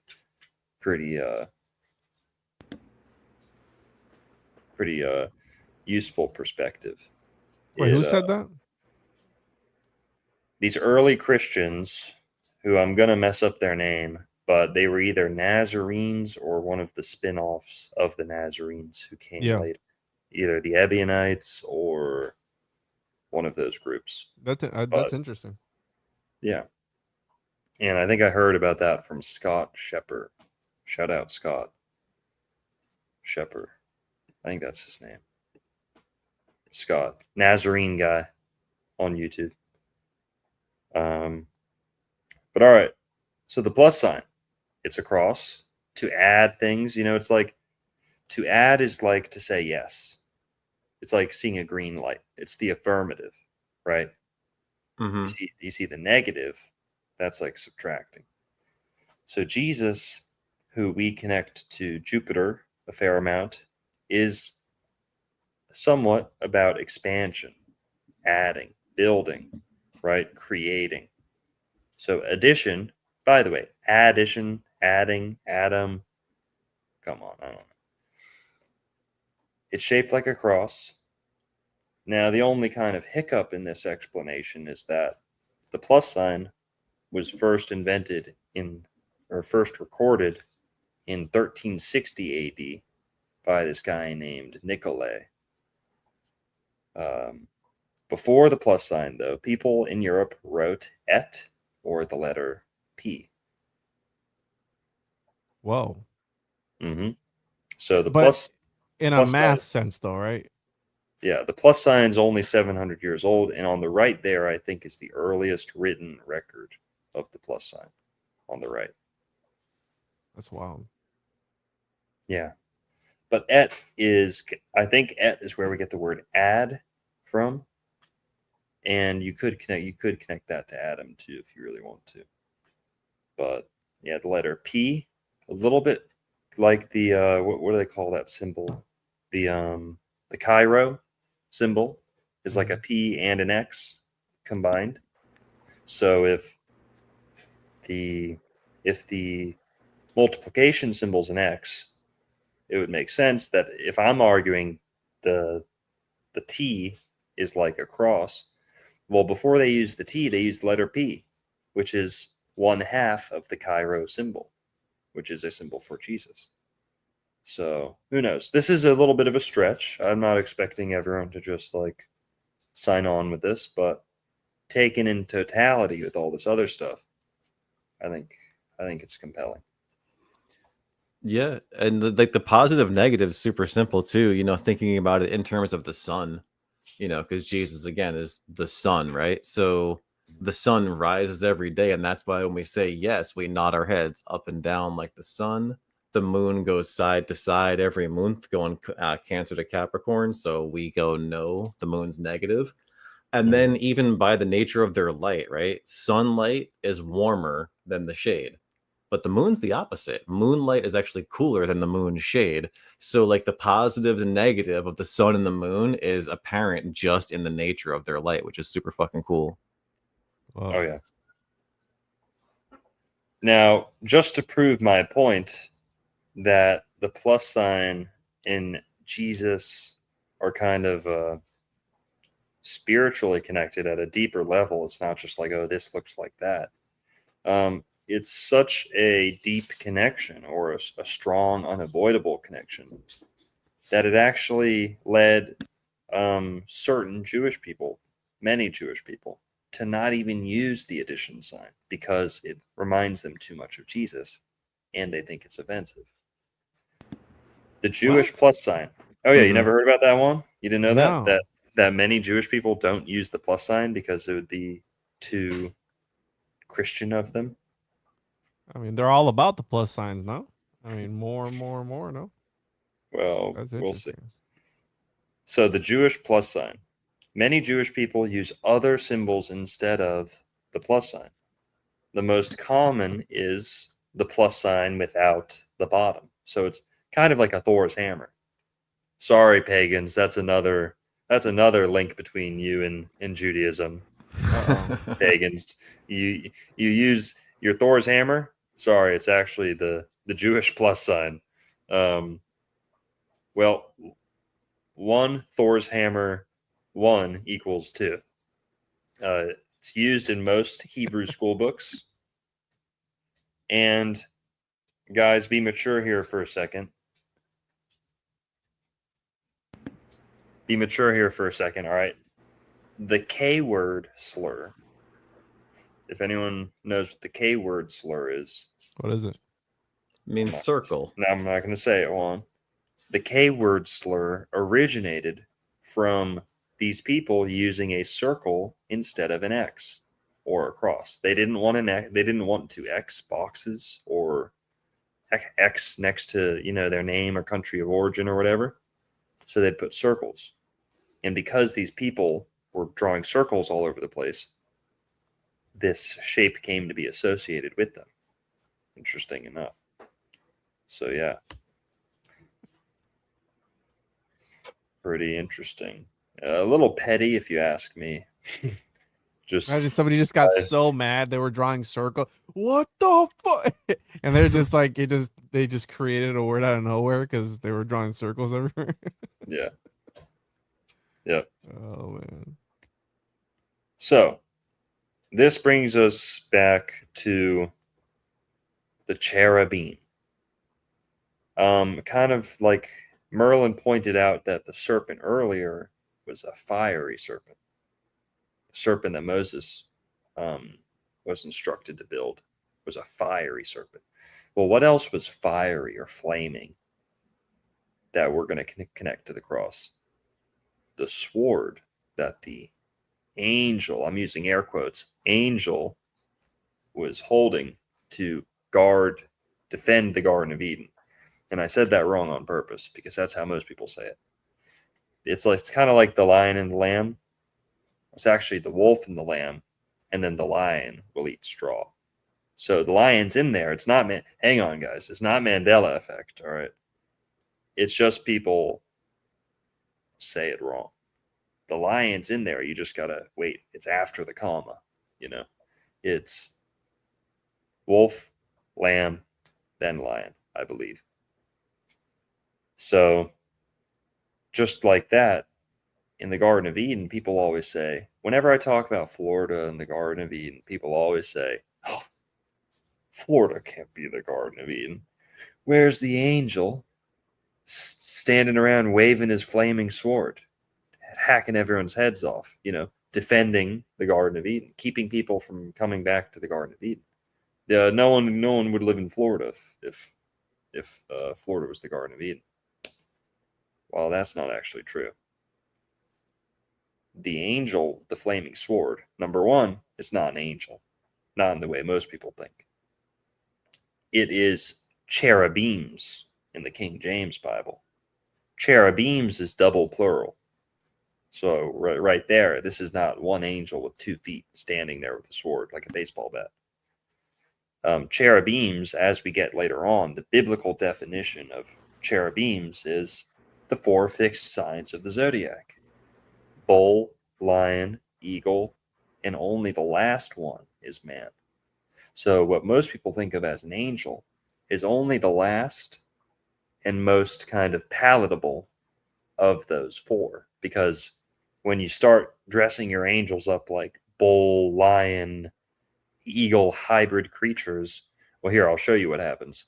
You get stuff like this. These are cherubims.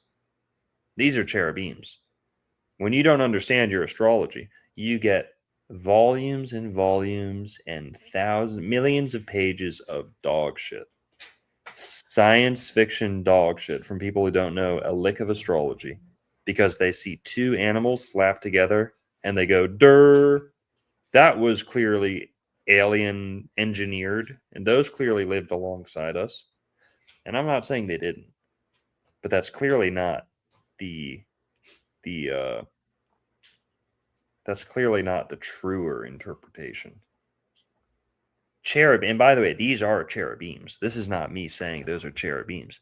These are pre-Israelite or outside of the Bible instances of cherubims outside the Bible. They are eagle, bull, lion, human composite creatures hybridized like that just for artistic or symbolism purposes. That's a cherubim. Now going back, the angel at the Garden of Eden waving a flaming sword was cherubims. So what is that flaming sword? And also the second misconception, it's not there to keep people out of the Garden of Eden. It's defending the way of the tree of life, which is a good thing. And I advocate for that everywhere, Florida, wherever. But this is not a guard dog on the Garden of Eden, keeping everyone out. It's there to defend the tree of life. Now, the way I see this, we'll read along. What do you guys think? I think the artwork is both very cool and very important, and it kind of goes back to that tower you guys were talking about earlier, the Bach Tower. Mm-hmm. Super cool, which reminds me of the pyramids, going to the Georgia Guidestones. If you think okay, if you're a rich person with money, what are some of the best things you could do with your money? And is building a monument to God's intelligent design not one of the better things you could do? Because to build something like the Georgia Guidestones, the pyramids, or the Bach Tower, requires an understanding of, the heavens, which is God's intelligent design. So it's almost like a wink and a nod to God saying like, hey, I see what you did up there and I respect and appreciate it. Here's my, throwing that back up at you. Here's my take on that. And that's like what these are. These cherubim, those fixed signs of the zodiac, it's showing, hey, I understand what the fixed signs are and how, yeah, they are, on disparate portions of the heavens, but together they make the fixed signs, and together they do guard, whatever, the guard of Eden, the kingdom of heaven, which is the heavens. So yeah, it's very, very important, I would say. And what's interesting is the location of the Bach Tower. It's on the highest peninsular point of Florida, and Right. also it's on the Lake Wales Ridge, which the Lake Wales Ridge used to be once upon a time a chain of islands, some of the oldest, at least 1 to 2 million years old, where it could have been. I mean, I know you talk about the Garden of Eden being closer to the Florida and Georgia, the FAG border. But maybe, right, it could have been Atlantis or some other. Yeah. I mean, what if there was more than one Garden of Eden? We don't know that. There might have been multiple. Dude, it makes sense. There would be fucking four different. No, all right. No, we're not having that. Juan, you get out of here too. No, one Garden of Eden. All right, guys. Moving on. Let him finish, Longo. Let him finish. No, that was it. You're right. I've always wanted to say that to Longo too, because it's like, what if there's one in different sections? What if there's one for everybody all over the world? It makes sense, right? Because I've asked Longo before, like, what are they taught? We were taught in school the Fertile Crescent. Well, maybe there's, the Gulf of America is one of them, and then over there's another one, and somewhere else there's another one. No, Juan. It's crescent, not croissant. So sorry, Juan. Croissant. We only have one. I love croissants, but yeah, Merlin, I agree with you, bro. I'm on board with you, dude. That's 100%. There's probably more than one. Whatever Longo says. Yeah, on board with you, Merlin. Definitely not Longo, who literally made a video called "How to Find the Multiple Gardens of Eden by using the 31st latitude." So there you go. Exactly. Okay. That's good stuff. Go watch. It's on the my 33rd, video. so you got it all wrong, dude. Your math is a little bit off, but I'll teach you off air. It's okay. On the 33rd. Juan's a Freemason? No. Yeah, I'm kidding. Illuminati confirmed. You have to be an American citizen to be one of those. So Not from a trash island. They don't accept people right. from the trash island. Yeah. Here. Shit, what was I just gonna show you guys? Oh yeah, here. Okay. Using the 31st parallel north. Yeah, to find you got to bring it up. the original Garden of Eden. Go watch that, guys. Oh, look at that. How many stars did I put on the map? How many Gardens of Eden did I find? Oh wow. Great job. So Merlin stole your idea, then, is what you're saying. Yeah.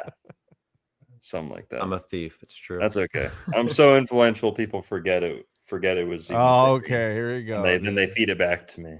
Here we go. So All right, don't get him started, Merlin. Longo, have you plotted those on the AE map or no? AE map? What's the azimuthal, the FE map? Oh, FE map. I mean, A is the AE, azimuthal equidistant, but it's also It wouldn't the work FE on map. an FE map, bro. Oh, dang. That map that he Debunk. has there is for a globe. It's just a globe laid out. Yeah. Oh, yeah, guys, go check this video out. And I found 4 Gardens of Eden, and I made the argument that there's like one for not each continent, but roughly like each realm, has its own Garden of Eden. So there's the original one, quote unquote, what people think is the original, the most popular Garden of Eden is in Iraq, near Basra, Iraq, where here we're getting a little background noise. Forgive me. The one in the Garden of Eden is where the Tigris and the Euphrates come together, right? Well, they only have 2 rivers over there. They don't have the other 4. So that's interesting.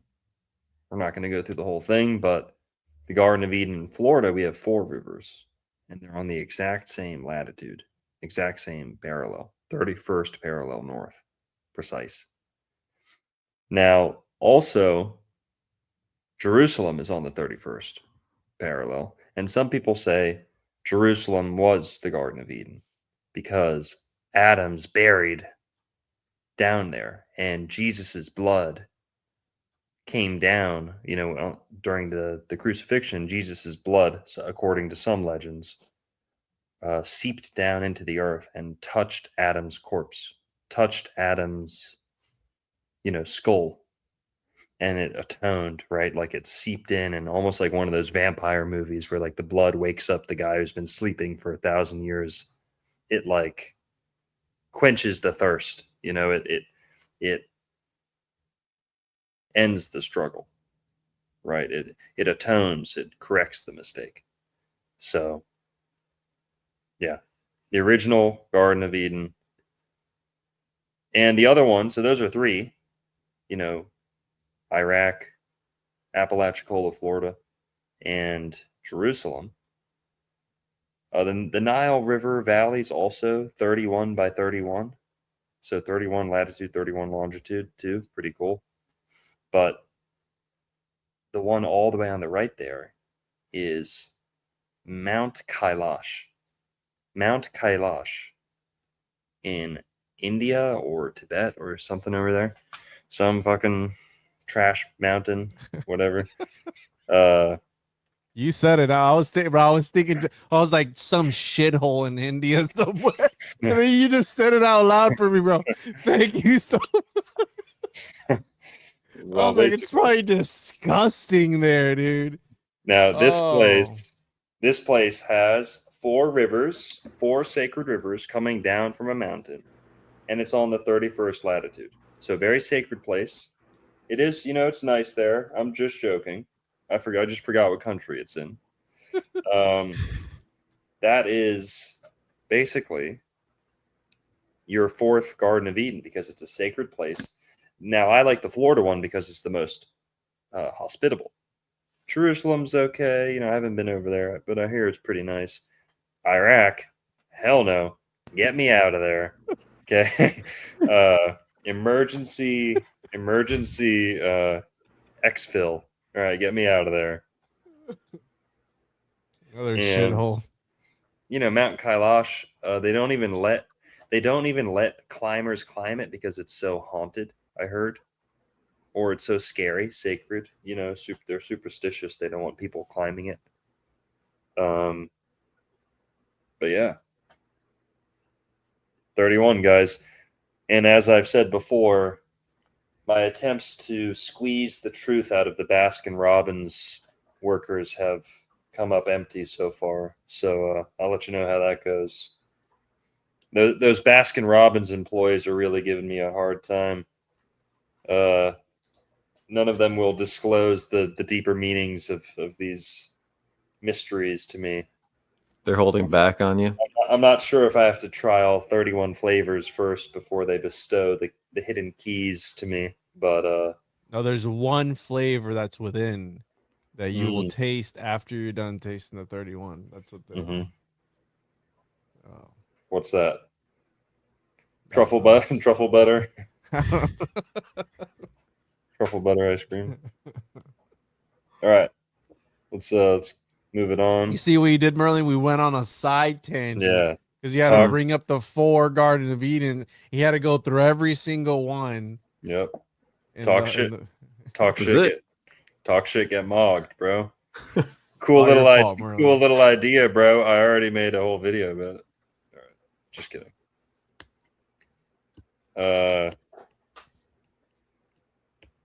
So the zodiac. Some people say, well, all right, yeah, the zodiac, fixed signs, that's cool, but that has nothing to do with the Bible, and that has nothing to do with the Hebrews. Well, that's not true either. The Israelites used the zodiac. They thought it was important enough to literally carve and paint into their synagogues. And just so you guys know, they barely paint anything in synagogues, even back then, because they were very afraid of idolatry, very mindful of not making graven images, very mindful of not using pagan symbols or anything like that. So what the hell is this? And these aren't modern, Jews. These are like ancient in the Hellenistic period. The only thing you could really say about these is they've been Hellenized. You know, the Jews mixed with their mixed with the Greeks. And took some of their stuff. Are you showing your screen, Longo? Oh, sorry. Yeah, that would have been nice for you to say earlier. Sorry, I didn't want to. I didn't know. I thought you were just talking. Sorry. Yeah, I thought you guys were seeing this too. All right, so this is the Hebrew zodiac, the Israelite zodiac, called the Mazzaroth. Oh, I've heard that. And these are three separate. I think they're each. No, the one on the left and the one on the bottom right are ancient synagogues from the Hellenic times. And yeah, they knew what the zodiac was. They used it. They even thought it was worthy of being painted on their walls or on their floors. Is it different or is it the same? No, it's the same. It's the Western tropical zodiac. Same animals. And they did, in fact, link these to the 12 tribes. At times, there's 14 tribes. Sometimes there's less than 12 tribes, but the ideal is 12. So same thing with disciples. There were other followers and other apostles, but ideally there's 12 disciples. Okay. Now, the cherubim, for those who don't know, if there's a table with 12 seats at it, wherever you sit, you're going to be across from someone, like directly across. Across. There's that word, across, right? Yes. You wanted to talk about that for a Yeah, second? later. I mean, do you want to see the etymology for that word real quick since you brought it up? Yeah, bring it up. Throw my screen up real quick. This is just such a simple one. Is the etymology for a cross? It's so simple. In the shape of a cross. What does the sun do every day? The sun goes across the sky.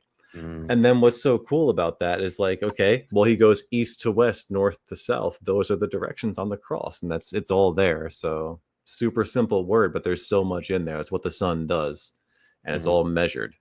And just a real quick astrology thing. That's what's so important about astrology is measurement first, interpretation second, and the shape of the cross is very important with that. So, Oh yeah, and we saw how Jacob's staff or a cross staff, you can literally use a cross to measure the stars or orient yourself with the stars.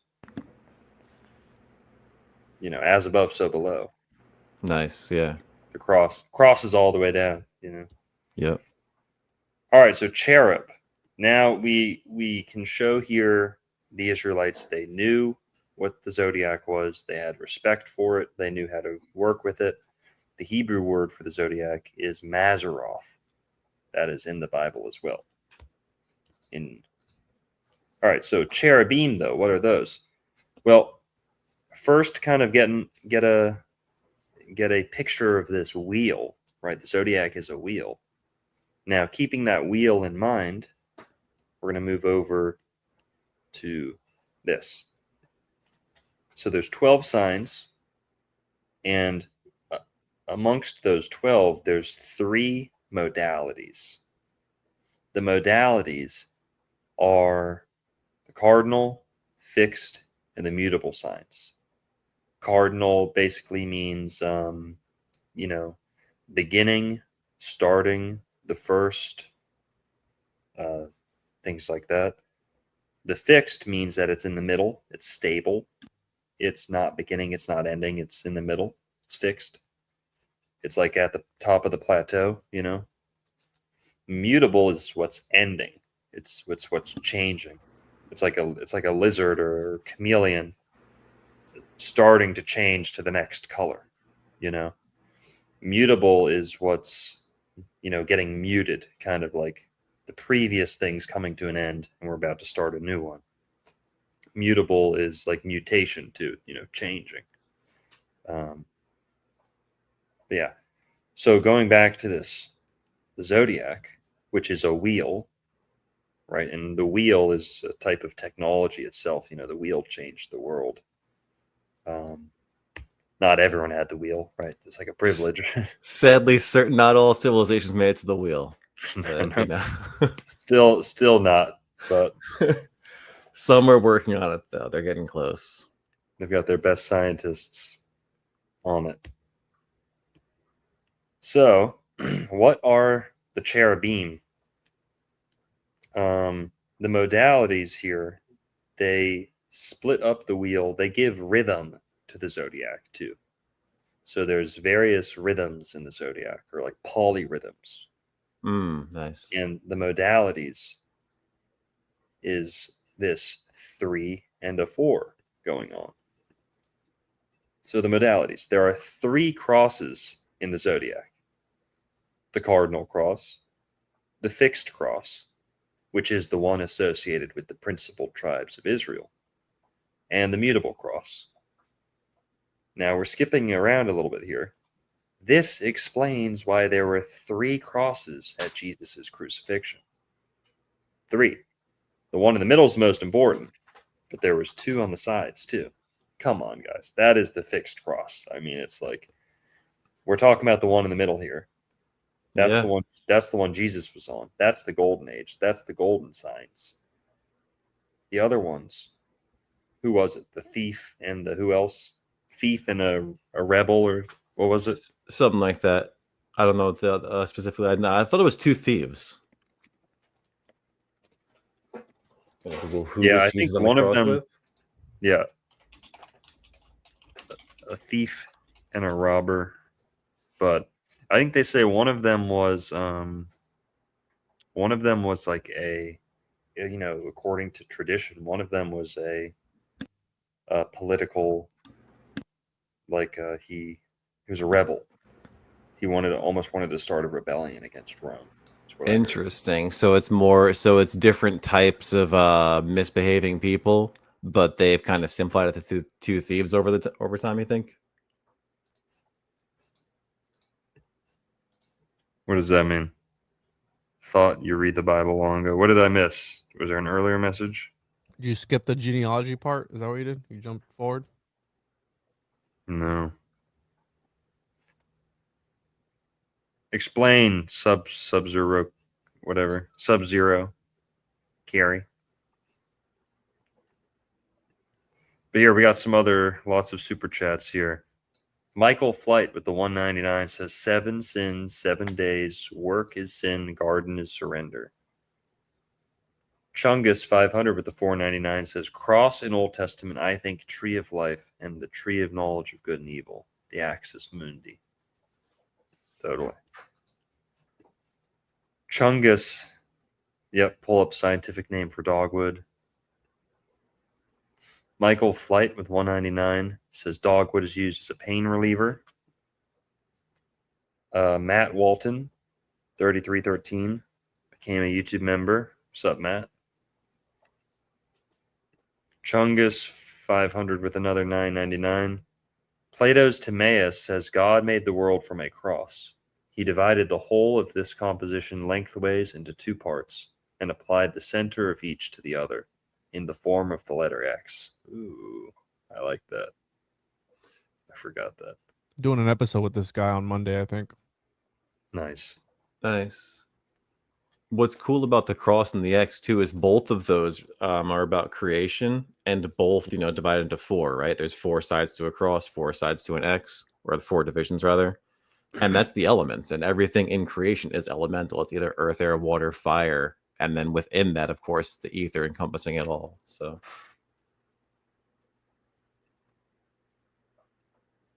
Tanner by the Sea with $4.99. Today is my son's 17th birthday. Born in Palm Happy birthday. Beach, probably. Matt Walton with another $1.99. Appreciate it. Joe the Toe, $10, says Toey in chat. it's Joe Rogan's face on the That's avatar. Dude. actually Joe Rogan on his alt account. He watches the show, so shout out to Joe Rogan. What do you guys know about the Walton family of New York? How did they get the contract to trade with the Spanish colonies? Fountain of Youth real? Yeah, I heard they were. I heard they were the colony's first tampon dealers, and that's how they earned their. I'm just kidding. I don't know. It's a good But, business to be in. Yeah. Fountain of Youth real? I don't know. I don't know anything about the Walton family. Sorry. Go Like ask the Walmart. Go ask Old World New York. Sorry. I may be from Boca Raton, but that only makes me an honorary New Yorker. So Hey, If you- Merlin is somewhere up there, no? not really. Yeah, Long Island, New York. Oh yeah. You're from there. From there, yeah. Yeah. The esoteric Fountain of Youth, would you agree, Longo, is like raising the chrism? Or what? Like, like again, like not that I'm advocating like, oh, it's 100%, viable, but like that is the esoteric Fountain of Youth, at least. So like if you're interested in that, you Yeah. can read like, George Carey's God Man, the Word Made Flesh is a pretty good book on the subject. Well, the Bible uses some variation of the term Fountain of Youth like a dozen times. It doesn't explicitly say Fountain of Youth, but it says spring of eternal waters, or stuff like that, and spring of living waters, fountain of living waters, stuff like that. But yeah, waters and eternal life go back to the Bible as well, and could be the chrism, could be like the water pressure, creating a fountain, trying to push things upward. But it could also be, back in the Garden of Eden, there's four. The Garden of Eden, the rivers in Eden are almost like living waters too, just like the River Jordan is kind of connected to living water or eternal life. There's four rivers in the Garden of Eden, so maybe that has something to do with the cross too. Four. So really quickly, Longo, you may not know who the Walton is, but Who are they? apparently DeSantis does. They're the people that made Walmart, the founders Is of that Walmart. the same? Is that the same family? Yeah, the Waltons. Oh, It's wow. So after taking money from Walmart's heirs, Ron DeSantis and the Florida legislature helped billionaires hide their family fortunes. So even though they're from New York, they're coming to Florida to hide their money. So apparently, something to do with Florida trusts. Wasn't clear at the time who was behind the bill, which weakened transparency around private family trusts, a type of financial vehicle used by super rich families to pass their wealth from one generation to the next without paying estate or inheritance taxes, because they just pass on the trust. They change the who owns it, and there's no transaction going on, so that way they don't have to pay taxes on it. But hey, I mean, DeSantis knows who they are. Mm-hmm. I It's the respect people from that. Walmart. Yep. Yeah. Sorry, Matt. I don't know anything about the Waldens. Richest family in the world, bro, as of 2025. I Really? wonder where they're from. Where you guys think they're from? So you've heard about like the whole Walmart FEMA camp theory? Yeah. No. What do you think? No, you haven't heard of this? So Walmart's they got ahead, they dominated the competition by using military depot. Like, what would the word be? They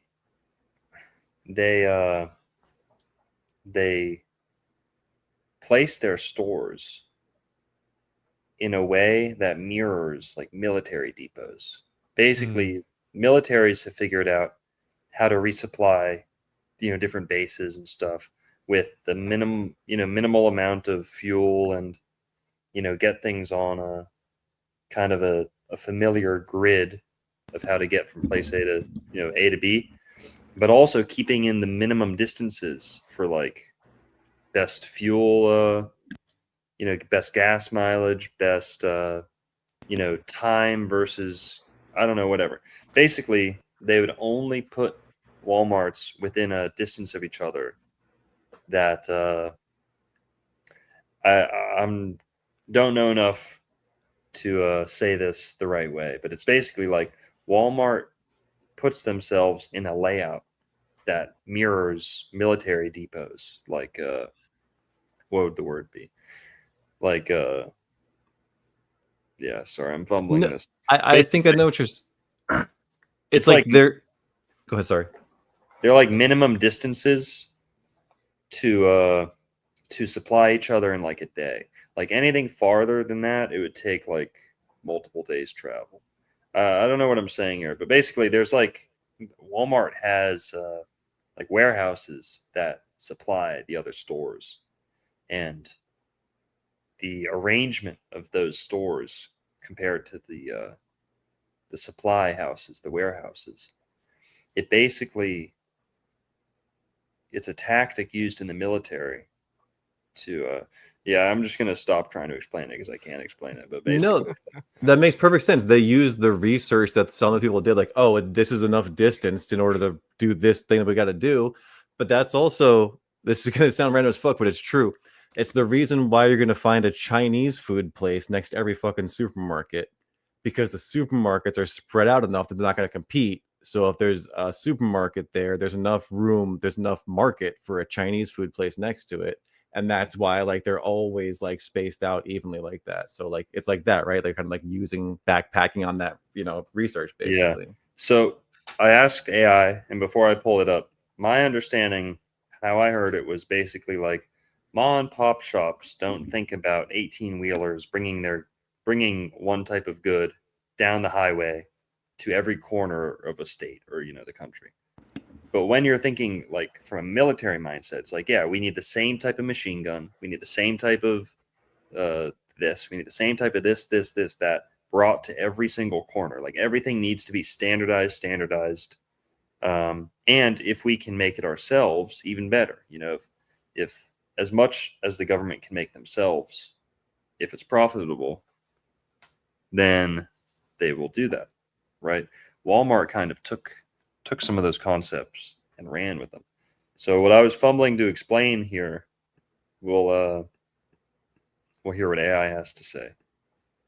Walmart's connection to the military stems largely from founder Sam Walton, who served as a captain in the U.S. Army Intelligence Corps, yikes, during World War II. The organizational, logistical, and strategic principles he absorbed during his service heavily shaped how Walmart built its empire. Though in modern times, the relationship has flipped, with the U.S. military actually studying Walmart's supply chain to improve its own operations.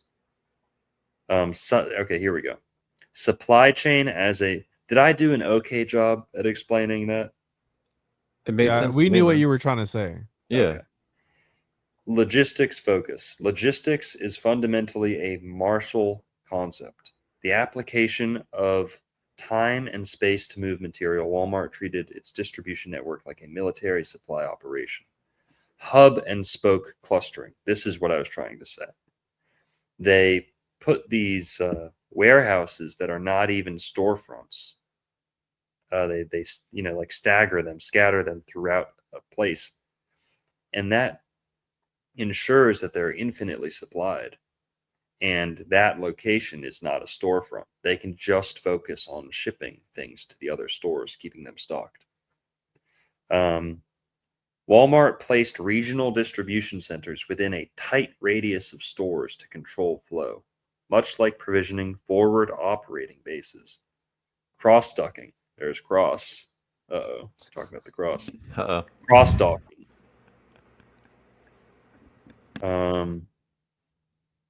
The practice of transferring goods directly from incoming supplier trucks to outbound store trucks without long-term warehouse storage mirrors rapid military resupply tactics. So blah, blah, blah, blah, blah. You get it. You know, hiring veterans to all this stuff. The point is, Walmart studied the military. You could even argue, is a creation of the military. You know, this guy was in the intelligence, arm, not just any old Joe Schmo. Now, people say that there's always been this conspiracy theory that Walmarts are FEMA camps. And I don't know about this. I could be wrong, but was Walmart one of the first stores to just say like, fuck it, we're just not going to put a ceiling in. We're just going to have it be like a warehouse. Yeah, it was like that in Sam's Club and Costco, I think. And now it's like half of stores don't even have ceilings. Yeah. Like what the fuck? Humans are like an afterthought in the shopping experience. Being a human is an afterthought. It's like, so what if there's a ceiling? You'll stare at nails, you'll stare at beams and rafters, and you'll like it. Is basically what they say. You go to Chipotle and it's like fucking, it's like dusty air conditioning vents. That's all you're looking at 90% of stores today is they don't even bother to put in like a fake ceiling or whatever. You're just staring at jagged metal and like a roof that you would never think about falling down on you until you see it with nails pointing down. You ever see those? Like all these roofs have nails pointing down. All right. Yeah, it's ugly, and it's because of a love of money rather than a love of beauty, right? Yeah. And it's also like, what did God take the most time to design? What did God say is his most beautiful creation? What's up? The sky, the heavens. What does man prioritize? The aisles, the candy, the shit down that you look down at, If that's why when you go to a church, you look up, you see God, you see man's attempt at impressing God. You go into a Walmart, you see man's like laziness just exemplified, Yeah, they don't need a ceiling. They'll buy the shit anyway, The people of Walmart. You ever been on that subreddit? Oh, it's so funny. Yeah. Just like pictures of people. Yeah, like the crazy. I mean, think about it. What you'd find at a Walmart at 12 o'clock at night. Nothing good. Well, here, the Walmart thing. Walmart, people say they're FEMA camps because, I'm saying like that no ceiling thing kind of caught on, but I think Walmart was one of the first to do it. And Walmart having no ceiling, having these big hanger doors, grocery stores kind of all have that now. But Walmart, Costco, Sam's Club, they got those big hanger doors that they like, like, what are we doing here? Like, why am I walking into something that only has a fucking like truck, truck door?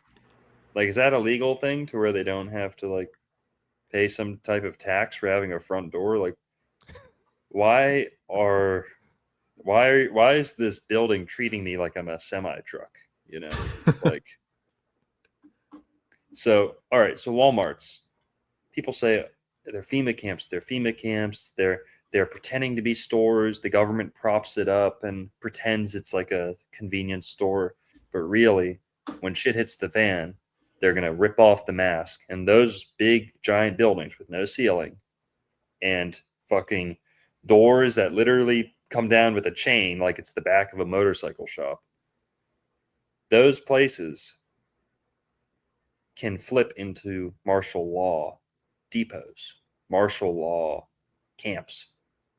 Now, I thought that was pretty ridiculous until you hear Walmart martial law. Oh my god, dude. Wall, law, wall, and law are literally backwards.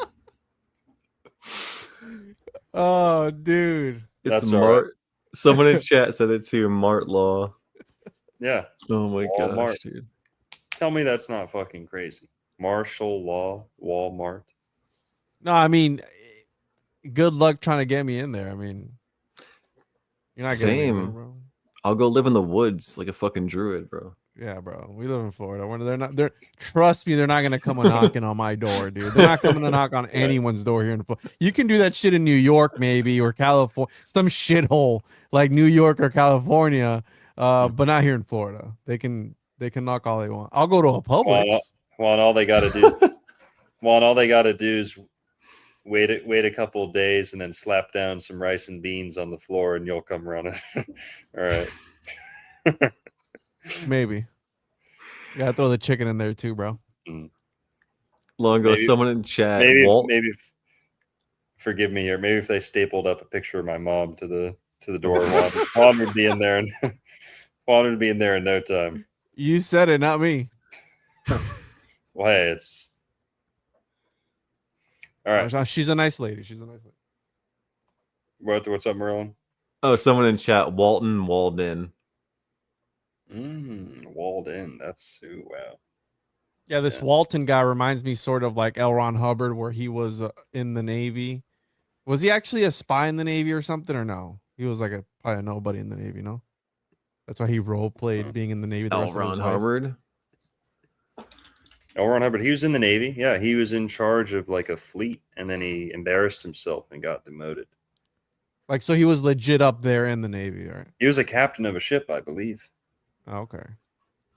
Just again, Walton being in the, in the Army, almost like a plant. Like these people are put in these places to kind of grow, and just behind the scenes, they're being controlled by the government, right?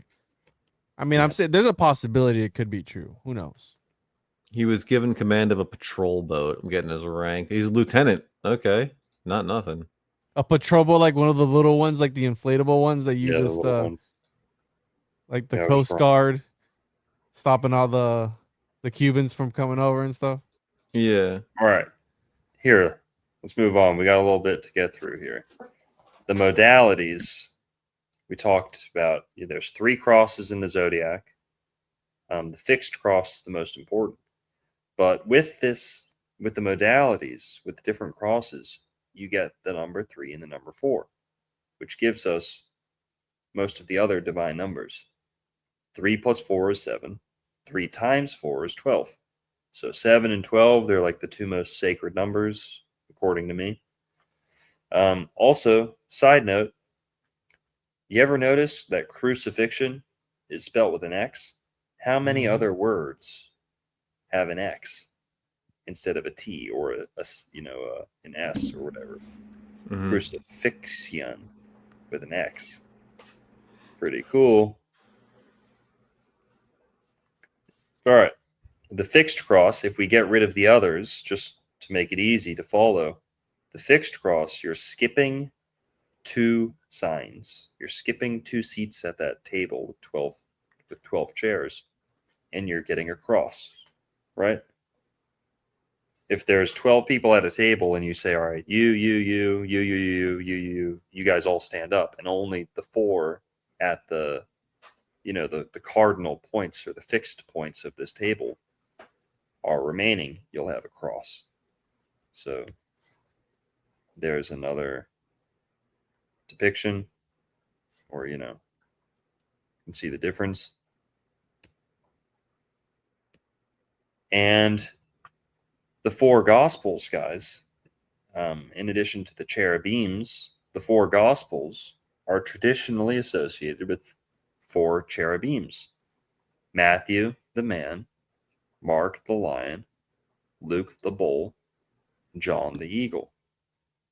Now, if you've ever gone to an Orthodox church, it's not all of them, but a lot of them have these 4, Matthew, Mark, Luke, and John, in the 4 different directions of the church or the cathedral. You'll have one in the east, one in the west, one in the north, one in the south. Just like the tribes of Israel camped in the wilderness. So 4 Gospels. So we're bridging the gap here between Old Testament, New Testament, the 4 cherubims, and the flaming sword we touched on. But what exactly is the flaming sword? Genesis chapter 3, verse 24.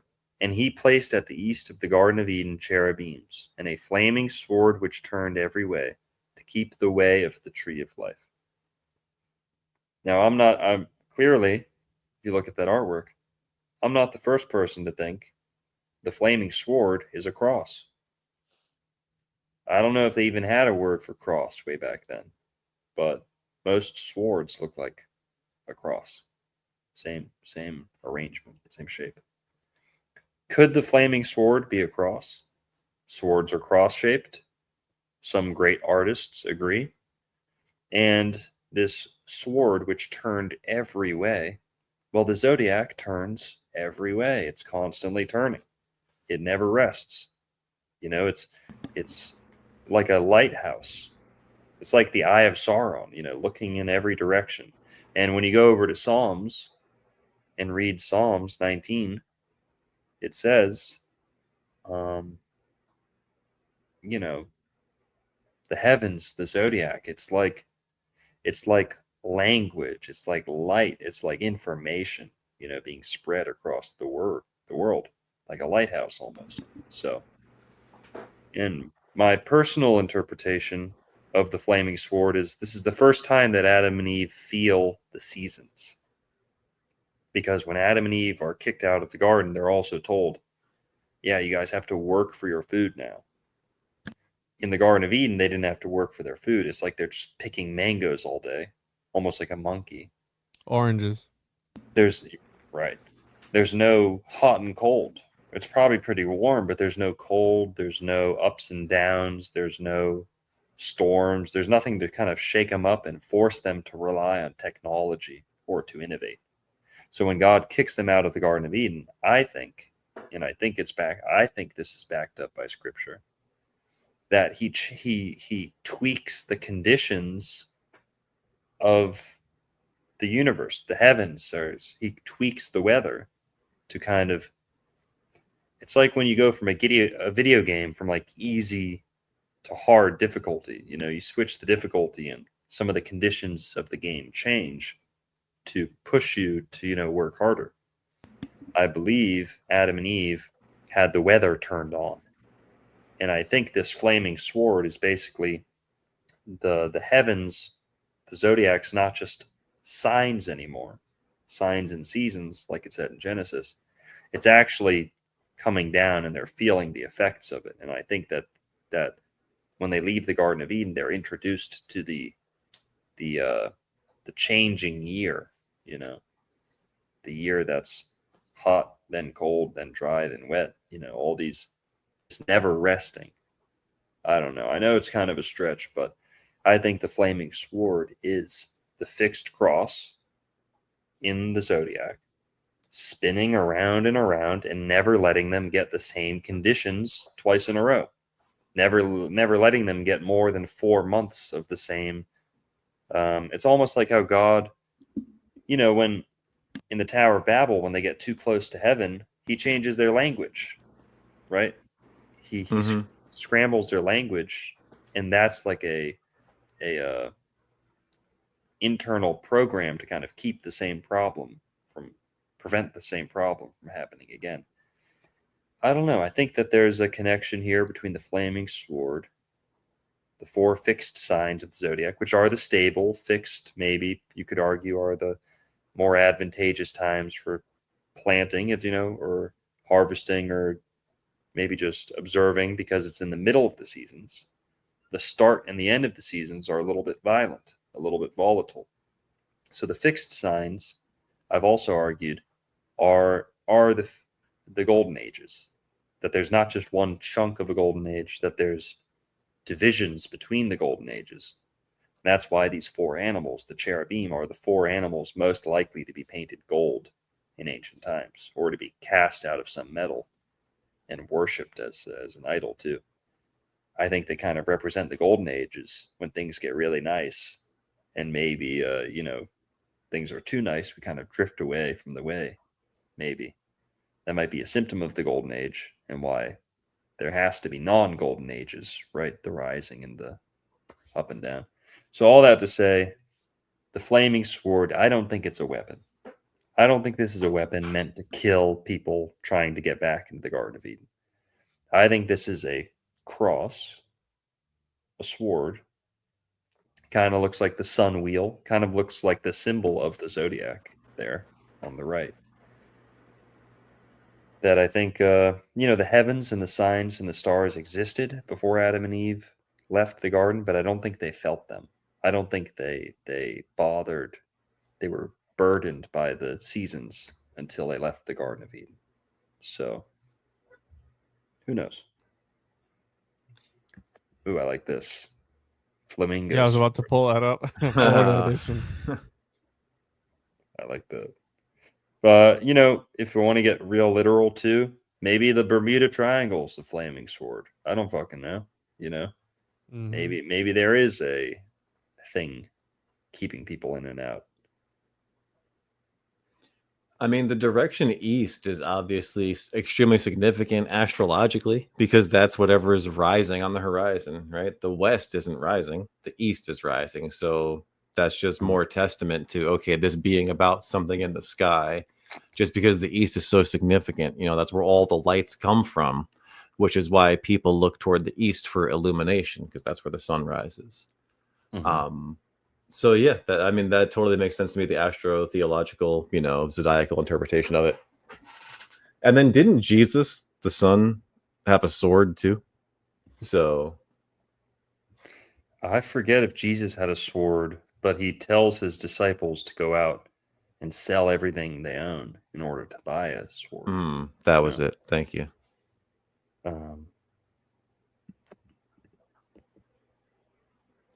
Okay, Christian astrotheology. I didn't want to do this at the beginning because Merlin, I'm sure you feel the same way. A lot of the Christian astrotheology is just like the lowest hanging fruit. It's like you watched Zeitgeist once and then just ran with it, People don't really check this stuff always. But we'll just run through some of the obvious ones. I'm sure Merlin has some more to add to the list. 3 magi, wise men, the 3 central stars of Orion's belt, the sun with an O and the sun with a U. Star in the east is Sirius. 12 disciples represent the 12 signs, also the 12 tribes. Paul and Peter, this one's a little more out there. Okay, not too many people talk about this one. But Paul and Peter, the 2 real kind of fathers of the church. Paul and Peter, or Apollo and Jupiter? I don't know. Oh, nice. Those are some pretty significant figures there. Apollo and Peter, and this is Roman times.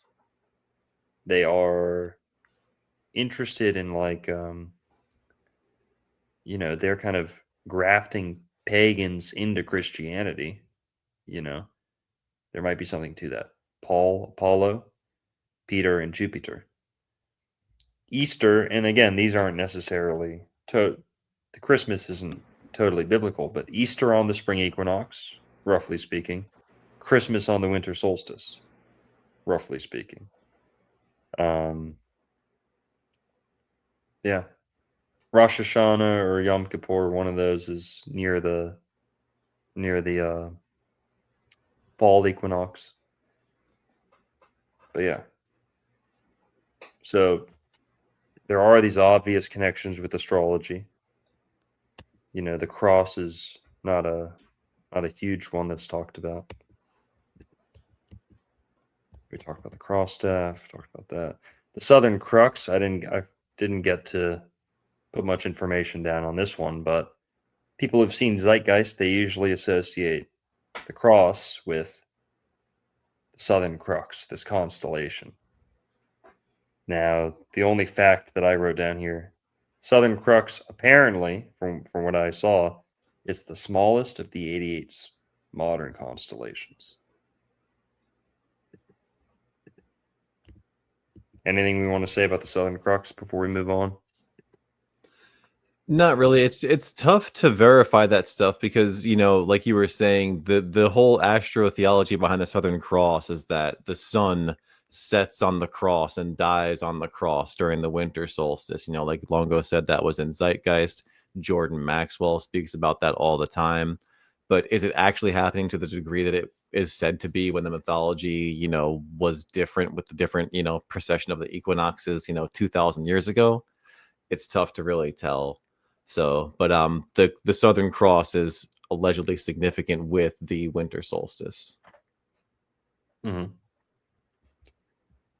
Yeah, apparently it is prominent. This constellation is prominent at the time of the winter solstice.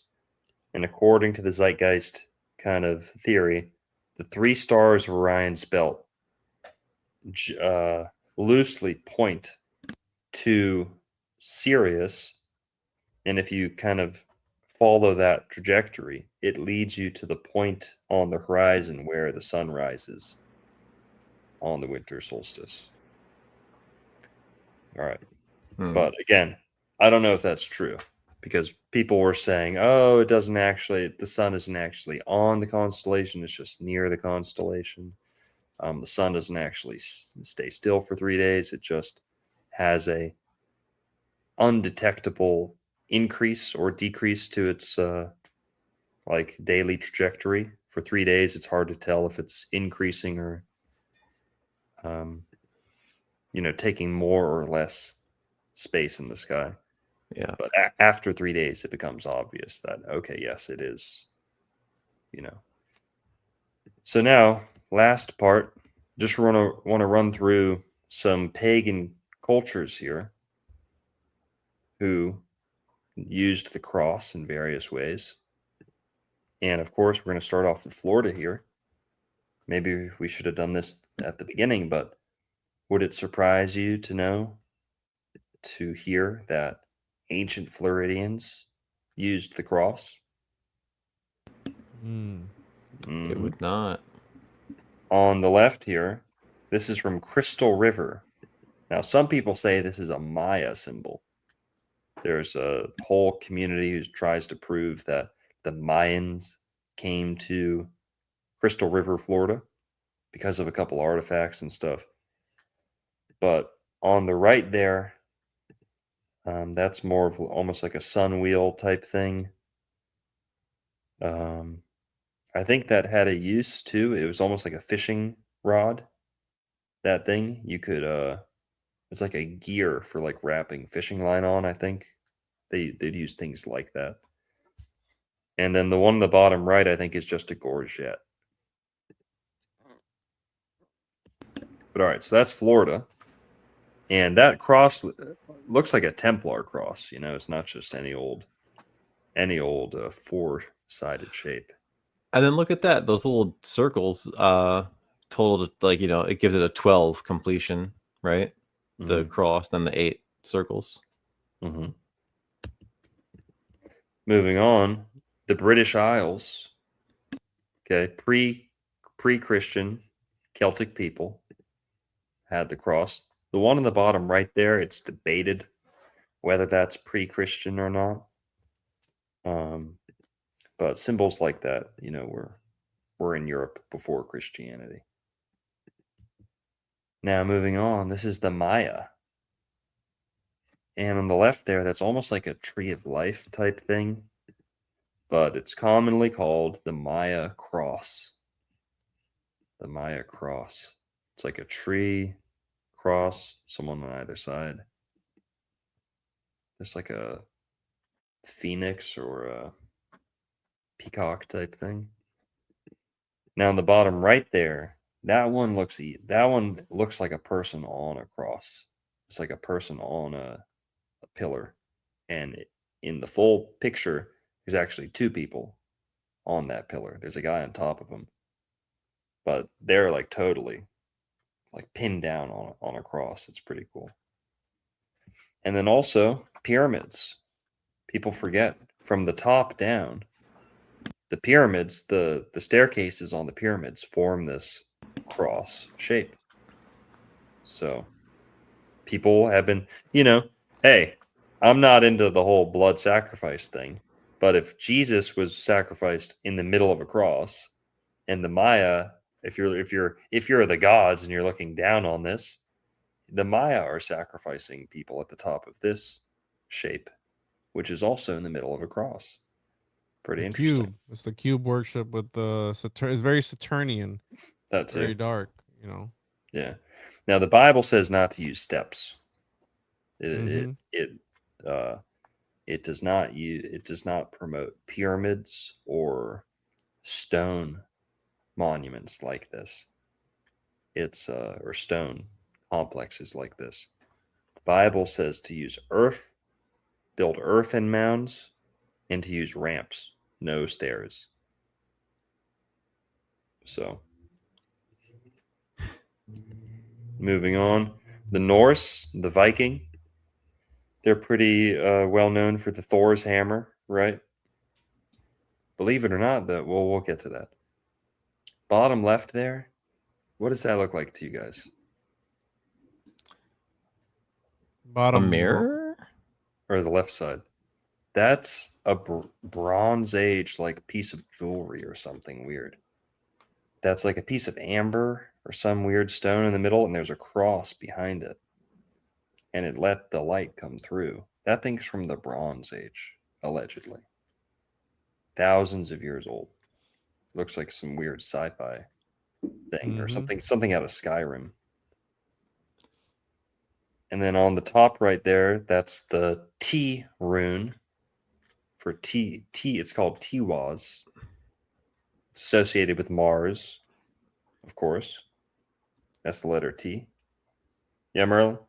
I want to pop in for a second. I'm sorry. This is like, it's getting near the end of the night. This isn't quite schizo mode, but it's like something I've been thinking about for a while. It's Do you schizo. sun gaze, or like, like, do you I look at the sun, right? I try and look at the sun whenever I can.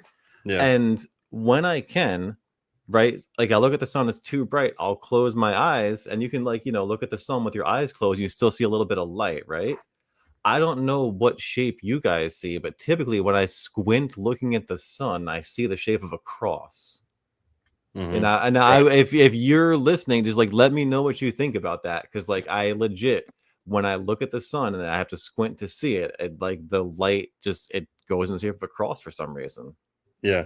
It's like lens flare. Yeah, like Lens natural flare. though. Yeah, glare or lens flare.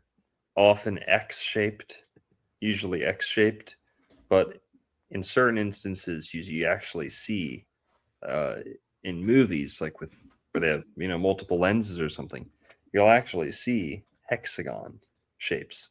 Mm. Hexagon shapes.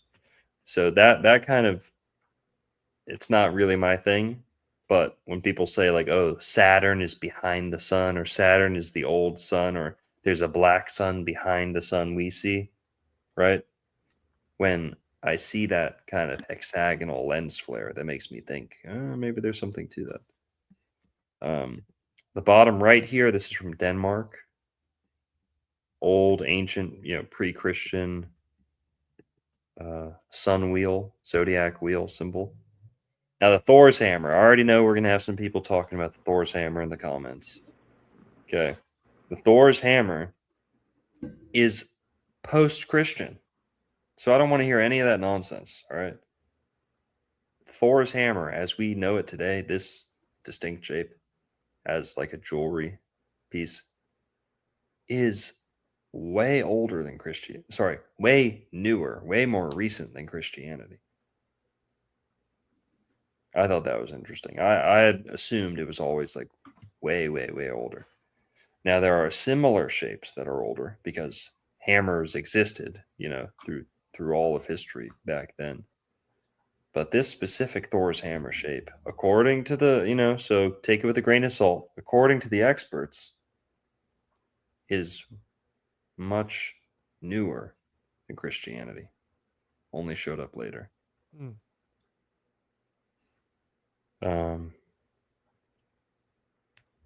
Yeah. All right, Carl. All right. Yeah. We get it. You hate the Bible, you hate Jesus, whatever. It has to be older because what would you be left with if it wasn't? But all right. Hey, I'm into syncretizing as much as we can, but all right. Yeah. What did I say? Hammers and axes are very old. This shape, though, I don't know. Give me some archaeological evidence. We trust All the right, experts Carl. here. Whose page is Carl on? Uh, Is that my page? That is that my mine? page. Yeah. That is your page. That is my page. God, what I would do to be able to just Put him in timeout. You want to put him in timeout? I don't know. He's been dunking on you all night, bro. No, Dunkin' Donuts more like. Let's see what he looks like. I bet he's most here. No offense. I bet he's way Carl. more handsome than you, bro. Doubt it. But Thor's hammer experts. I think I said this both to you guys off air. Thor's hammer experts. Why are they always like fat neck beards in polyamorous relationships? Oh, here he goes, Merlin. Here he goes, dude. Why are they always so fat and feminine? Why do they always have like satchels and like pouches? Like, why are they always at Renaissance fairs? Why are the Thor's hammer guys? Because Thor's hammer is supposed to be like, yeah, Thor's hammer, badass, heavy metal. Why is it always dudes whose girlfriends have other boyfriends? Why is it always dudes with neck beards? Why is it always dudes begging for free tattoos from, All of Thor's hammer, right? everyone knows exactly what I'm talking about. You see the Thor's hammer and you're like, oh, it must be a tough guy. Then you see the person and it's like, whoa, fully neck beard. It's like always a neck beard.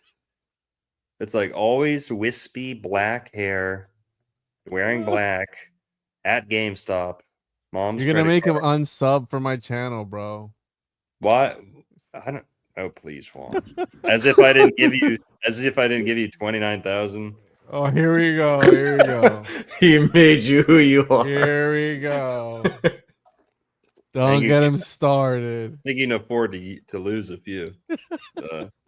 No one gets me more.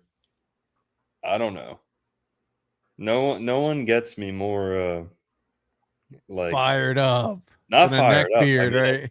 it's hilarious. Those it's fucking neck beards. It's literally hilarious when I hear anything from pagans on the internet, and then you see them in real life. Oh my god! I mean, number one, the stench. Number two, the terrible posture, the black eyes, the beady eyes, the wispiness, the lack. I mean, that's coming from me. All right. I mean, I'm not Mr. Gillette over here, but if you want to see the most girly, wispiest, catfish-looking beard you've ever seen, go look for a Thor's hammer, and you'll find him. All right. If you want to see the most polyamorous, Have a hentai Thor's hammer, bro. obsessed, You talking shit? and those are just the ones who are like LARPing. Let's be real. They're all LARPing, the experts. The ones who actually do European paganism, congrats. You're pretty much just a rabbi. You're pretty much just another voodoo priest sacrificing animals in the woods. Like, congrats. You take it all the way and you really know your stuff. You really know your European paganism. You're actually an expert. Congrats. You're a witch and you're going to burn in hell. You got blood on your hands, the blood of the innocent. It's disgusting. It's hilarious. I mean, these people think they're tough. They think they're ancient. Most actually dude, more recent than Christianity. Yeah. the Thor, he's hacking into the Alright. mainframe, bro. He's trying to take you down right now. He's getting DDoSed by the pagans. I mean, everyone knows I'm right. Everyone knows I'm right about people with the Thor's hammers. Like maybe 1 out of a million is actually like buff and likes Viking, is like an actual Viking. 99% of the time, it's polyamorous dudes who play Magic the Gathering. Hey, what's wrong with Magic the Gathering, dude? Come on, man. You're hitting too close to home, all right? Yeah. And the only thing that gets them up on their feet and away from the Dunkin' Donuts is when you tell them paganism's gay and fake. Then you see some pep in their step. Then you see them burning some calories. Nah. Oh my goodness. Yeah. So everyone knows I'm right about that. It's evident. Mm-hmm. Did you get it off you're good now, dude? You got it off your chest? Oh, I'm good. Yeah, man. It's amusing. Thor's hammer. Sorry. The earliest definitive depictions of Thor's hammer are Viking Age jewelry pendants and pictorial runestones, specifically dating from the 9th to 10th century CE, while Scandinavian Bronze Age rock carvings show figures holding axe or hammer-like symbols that some scholars propose as religious precursors. They are not definitively tied to Thor. So yeah, hammers are a thing. Axes are a thing. Those go all the way back. Not this shape. Not the specific Thor's hammer association. I mean, this isn't me coming up with this. Yeah, it's like probably the Google AI search result. But that's all you have. That's all you have. There is no deeper, there is no massive libraries of ancient, rich, Germanic, pagan wisdom. Most of it was compiled by Christians because most of you guys couldn't even read or write. Yeah, you had runes. Yeah, they're pretty cool. But most of them couldn't even read or write until Christianity brought that.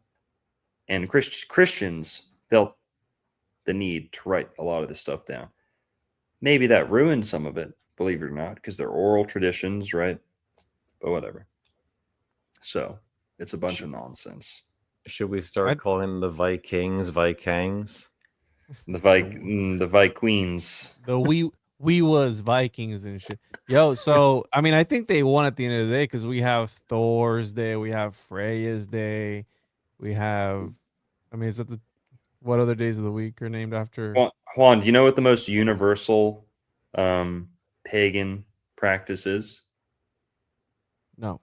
Converting to Christianity. That's how we got to where we are today.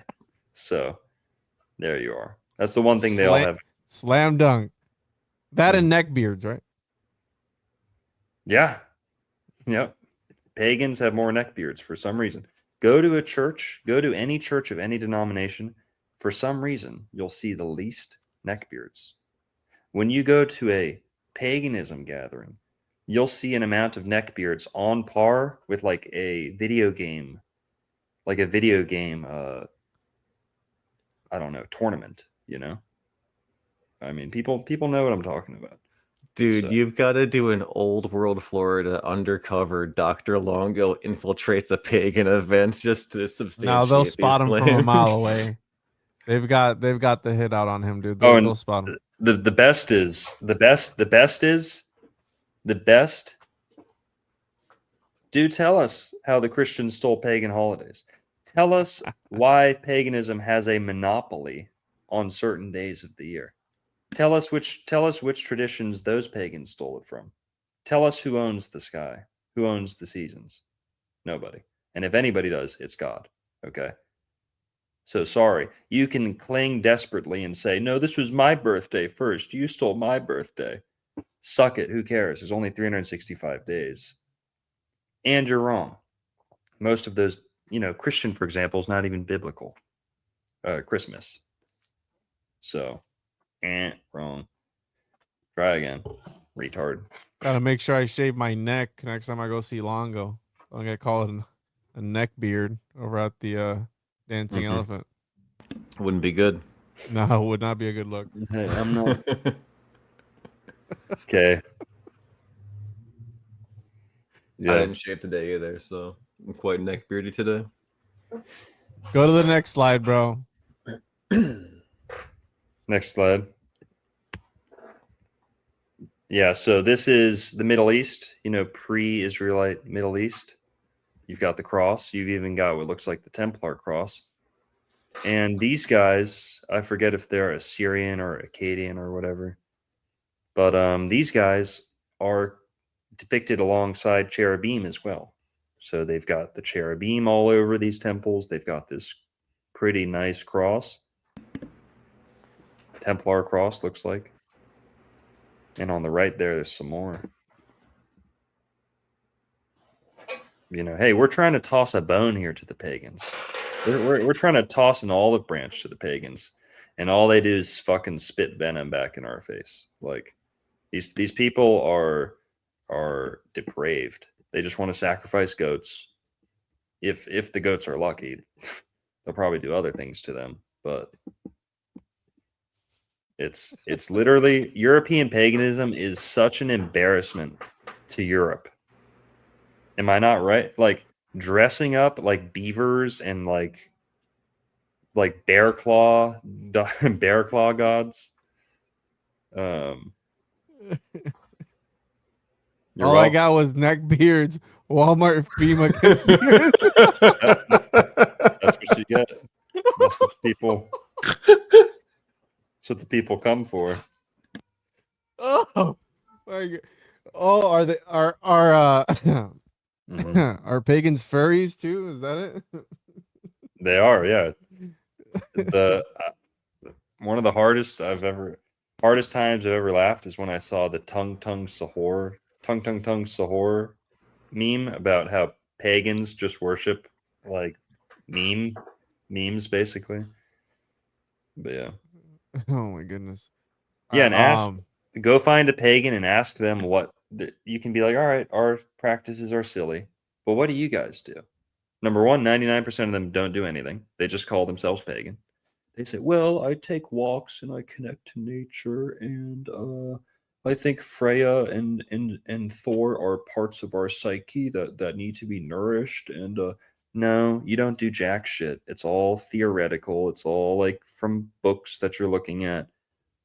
These people are just sick in the head. It's like a counterculture thing. They're just obsessed with being against the grain. But Are they just hot topic kids who grew up? yep, 100%. So here's the Inca cross of the Andes. Daddy, chill. Yep. just chill out, dude. Got Egypt.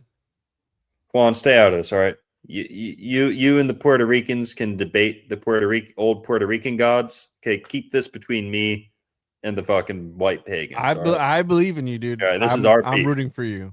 I'm rooting right. for you 100%. I love to see it. I love Thanks. to see it. Egypt, the cross, the Ankh, pretty connected to the cross. On the top right there, they do have like a hieroglyph symbol that's a cross in a circle. Makes sense. And then the mummies, the pharaohs, did you know that crossing your hands like this is an ancient Christian greeting? It was like an ancient sign that you were a Christian to go like that.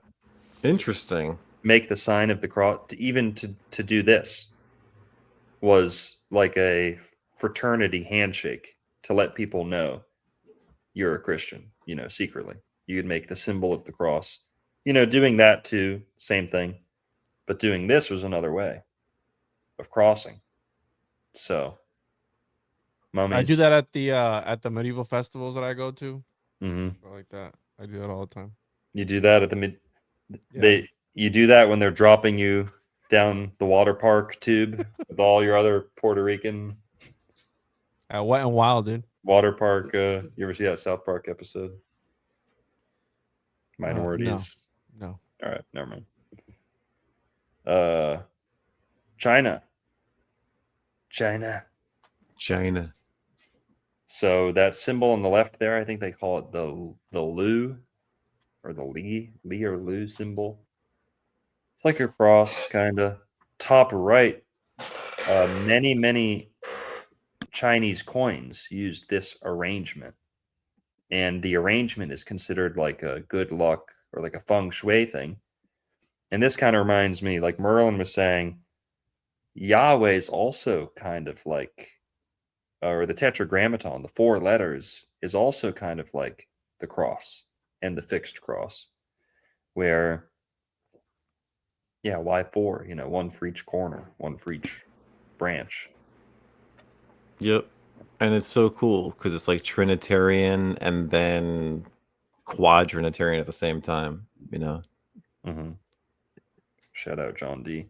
And some of these feng shui charts down there in the bottom right, you'll often see them in, you know, like a cross formation. The feng shui thing is all about being oriented to northeast, southwest. So the cross is kind of baked in some ways. And of course, the Southwest United States. I believe that's the flag of Nevada or New Mexico. New Mexico, I think, is that flag. It's like a Native American flag. But yeah. It looks like Wilson on the bottom right. Oh yeah. The Castaway movie. Volleyball, yeah. Yeah, it is like that. It is. All right, guys. So yeah, we showed the cross was there since the very beginning. It's in the Bible all the way through. Just takes a little bit of kind of interpretation, a little bit of imagination. And we talked about how it's in the pagan traditions, how it's in nature, the human body a little bit. What else we got? Juan? I wanted to bring this one up, but I thought you might have had it, but the early Hebrew alphabet, the last letter is a T letter. So yeah, Jesus associated with Pisces, the last sign of the zodiac. Mm-hmm. Maybe there's something to that, you know, beginning Yeah. and the end. But yeah, guys, talked about the cross. Thanks for staying open-minded, everyone. Pagans, just keep breathing, I guess. Just hang in there. Everything will get better. Learned about the cross, the FEMA camps, neck beards, Yeah. Thor's hammer. It was good. It was good. You did good, bro. I'm proud of you. Shall I, man? All right, guys. Make sure you go subscribe to our co-hosts here. We're all co-hosts. Make sure to go subscribe to Juan on Juan podcast, tjojp.com. He's got a couple one major interview you guys should go check out, but you've been putting out some content too. Yeah, guys, check out the Mystery Boys. That's what Juan was on. Your Mom's House Studios. Big show, big opportunity for Juan there, guys. Sweet. Go check them out. Merlin, guys, go subscribe to Wise Wizard Merlin on YouTube. Wise with a Z, Yeah. right? Wise with Yeah. a Z. And great astrology content there. And on those 2 channels, you won't have to deal with the Neck beards. anti-pagan rants. You won't have to deal with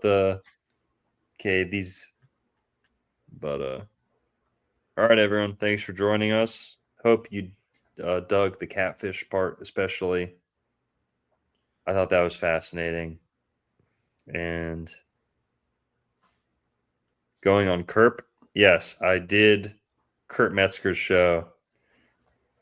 I'll be on. No one's gonna watch this. It doesn't matter. It's not gonna get back to him. It was okay. It was all right. It's not like it wasn't the best show I've ever done. It was a difficult show. We're still live, dude. I don't give a shit. So I like Kurt. His stuff's good, but you know, That'll be Could've- out what this week? Yeah, something like that. It could have gone better. I'll just say that. We didn't talk about Florida that much. There, how about that? We didn't even talk about Florida till like halfway through. So, but I probably didn't come off my best in, in that one. Little clash of ideas. I don't know. Kinda. How about this? I don't do well with doomerism. I can't vibe with that. I just can't sit by and let someone tell me the world's ending a million different ways and how everything's futile and everything's fucked and everyone's corrupt. I just can't vibe with that. I gotta speak up. And I think, you might see some of that in the interview where I'd rather list off solutions than problems. I'd rather point things out to people than convince them there's no solutions, or and some people think the only solution is to like make all the evil people disappear. Right. And that's it. We just kill all the evil people, we execute them, and then it's done. Then we won. I don't see it that way. I think it's more complicated than that. But it was a good show. It was a very good show, but we don't even talk about Florida till like halfway through. So Okay. Cool. Keep an eye out for that. Are you drinking out of a plastic water bottle, bro? What the hell's wrong with you?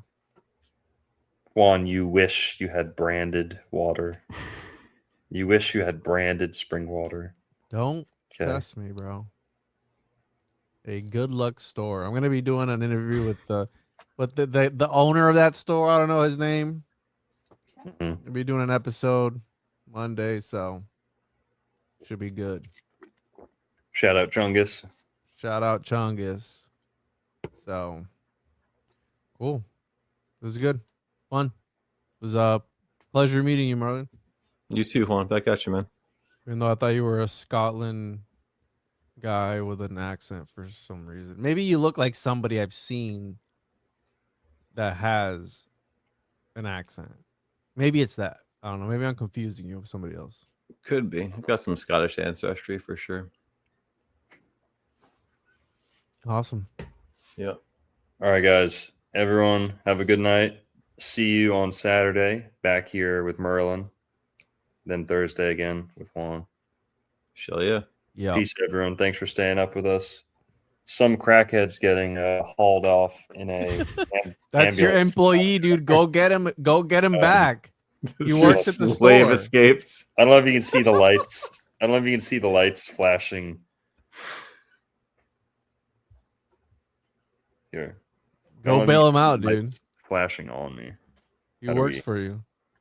See that? Here, watch. Oh yeah. Oh yeah. It's an ambulance. Yeah. Ambulance. It's for that neckbeard you destroyed earlier. They're picking him up. You Yeah. guys want to see a dead body? That's funny. For real. Someone come scrape Carl up off the pavement. Someone. Yeah. Yeah, we learned tonight that Longo really fucking hates pagans. Like, Yeah. And neckbeards. Absolutely. Yeah. not mild opinions. All Yeah. right. We'll see you guys next week then. Peace. Peace. Later.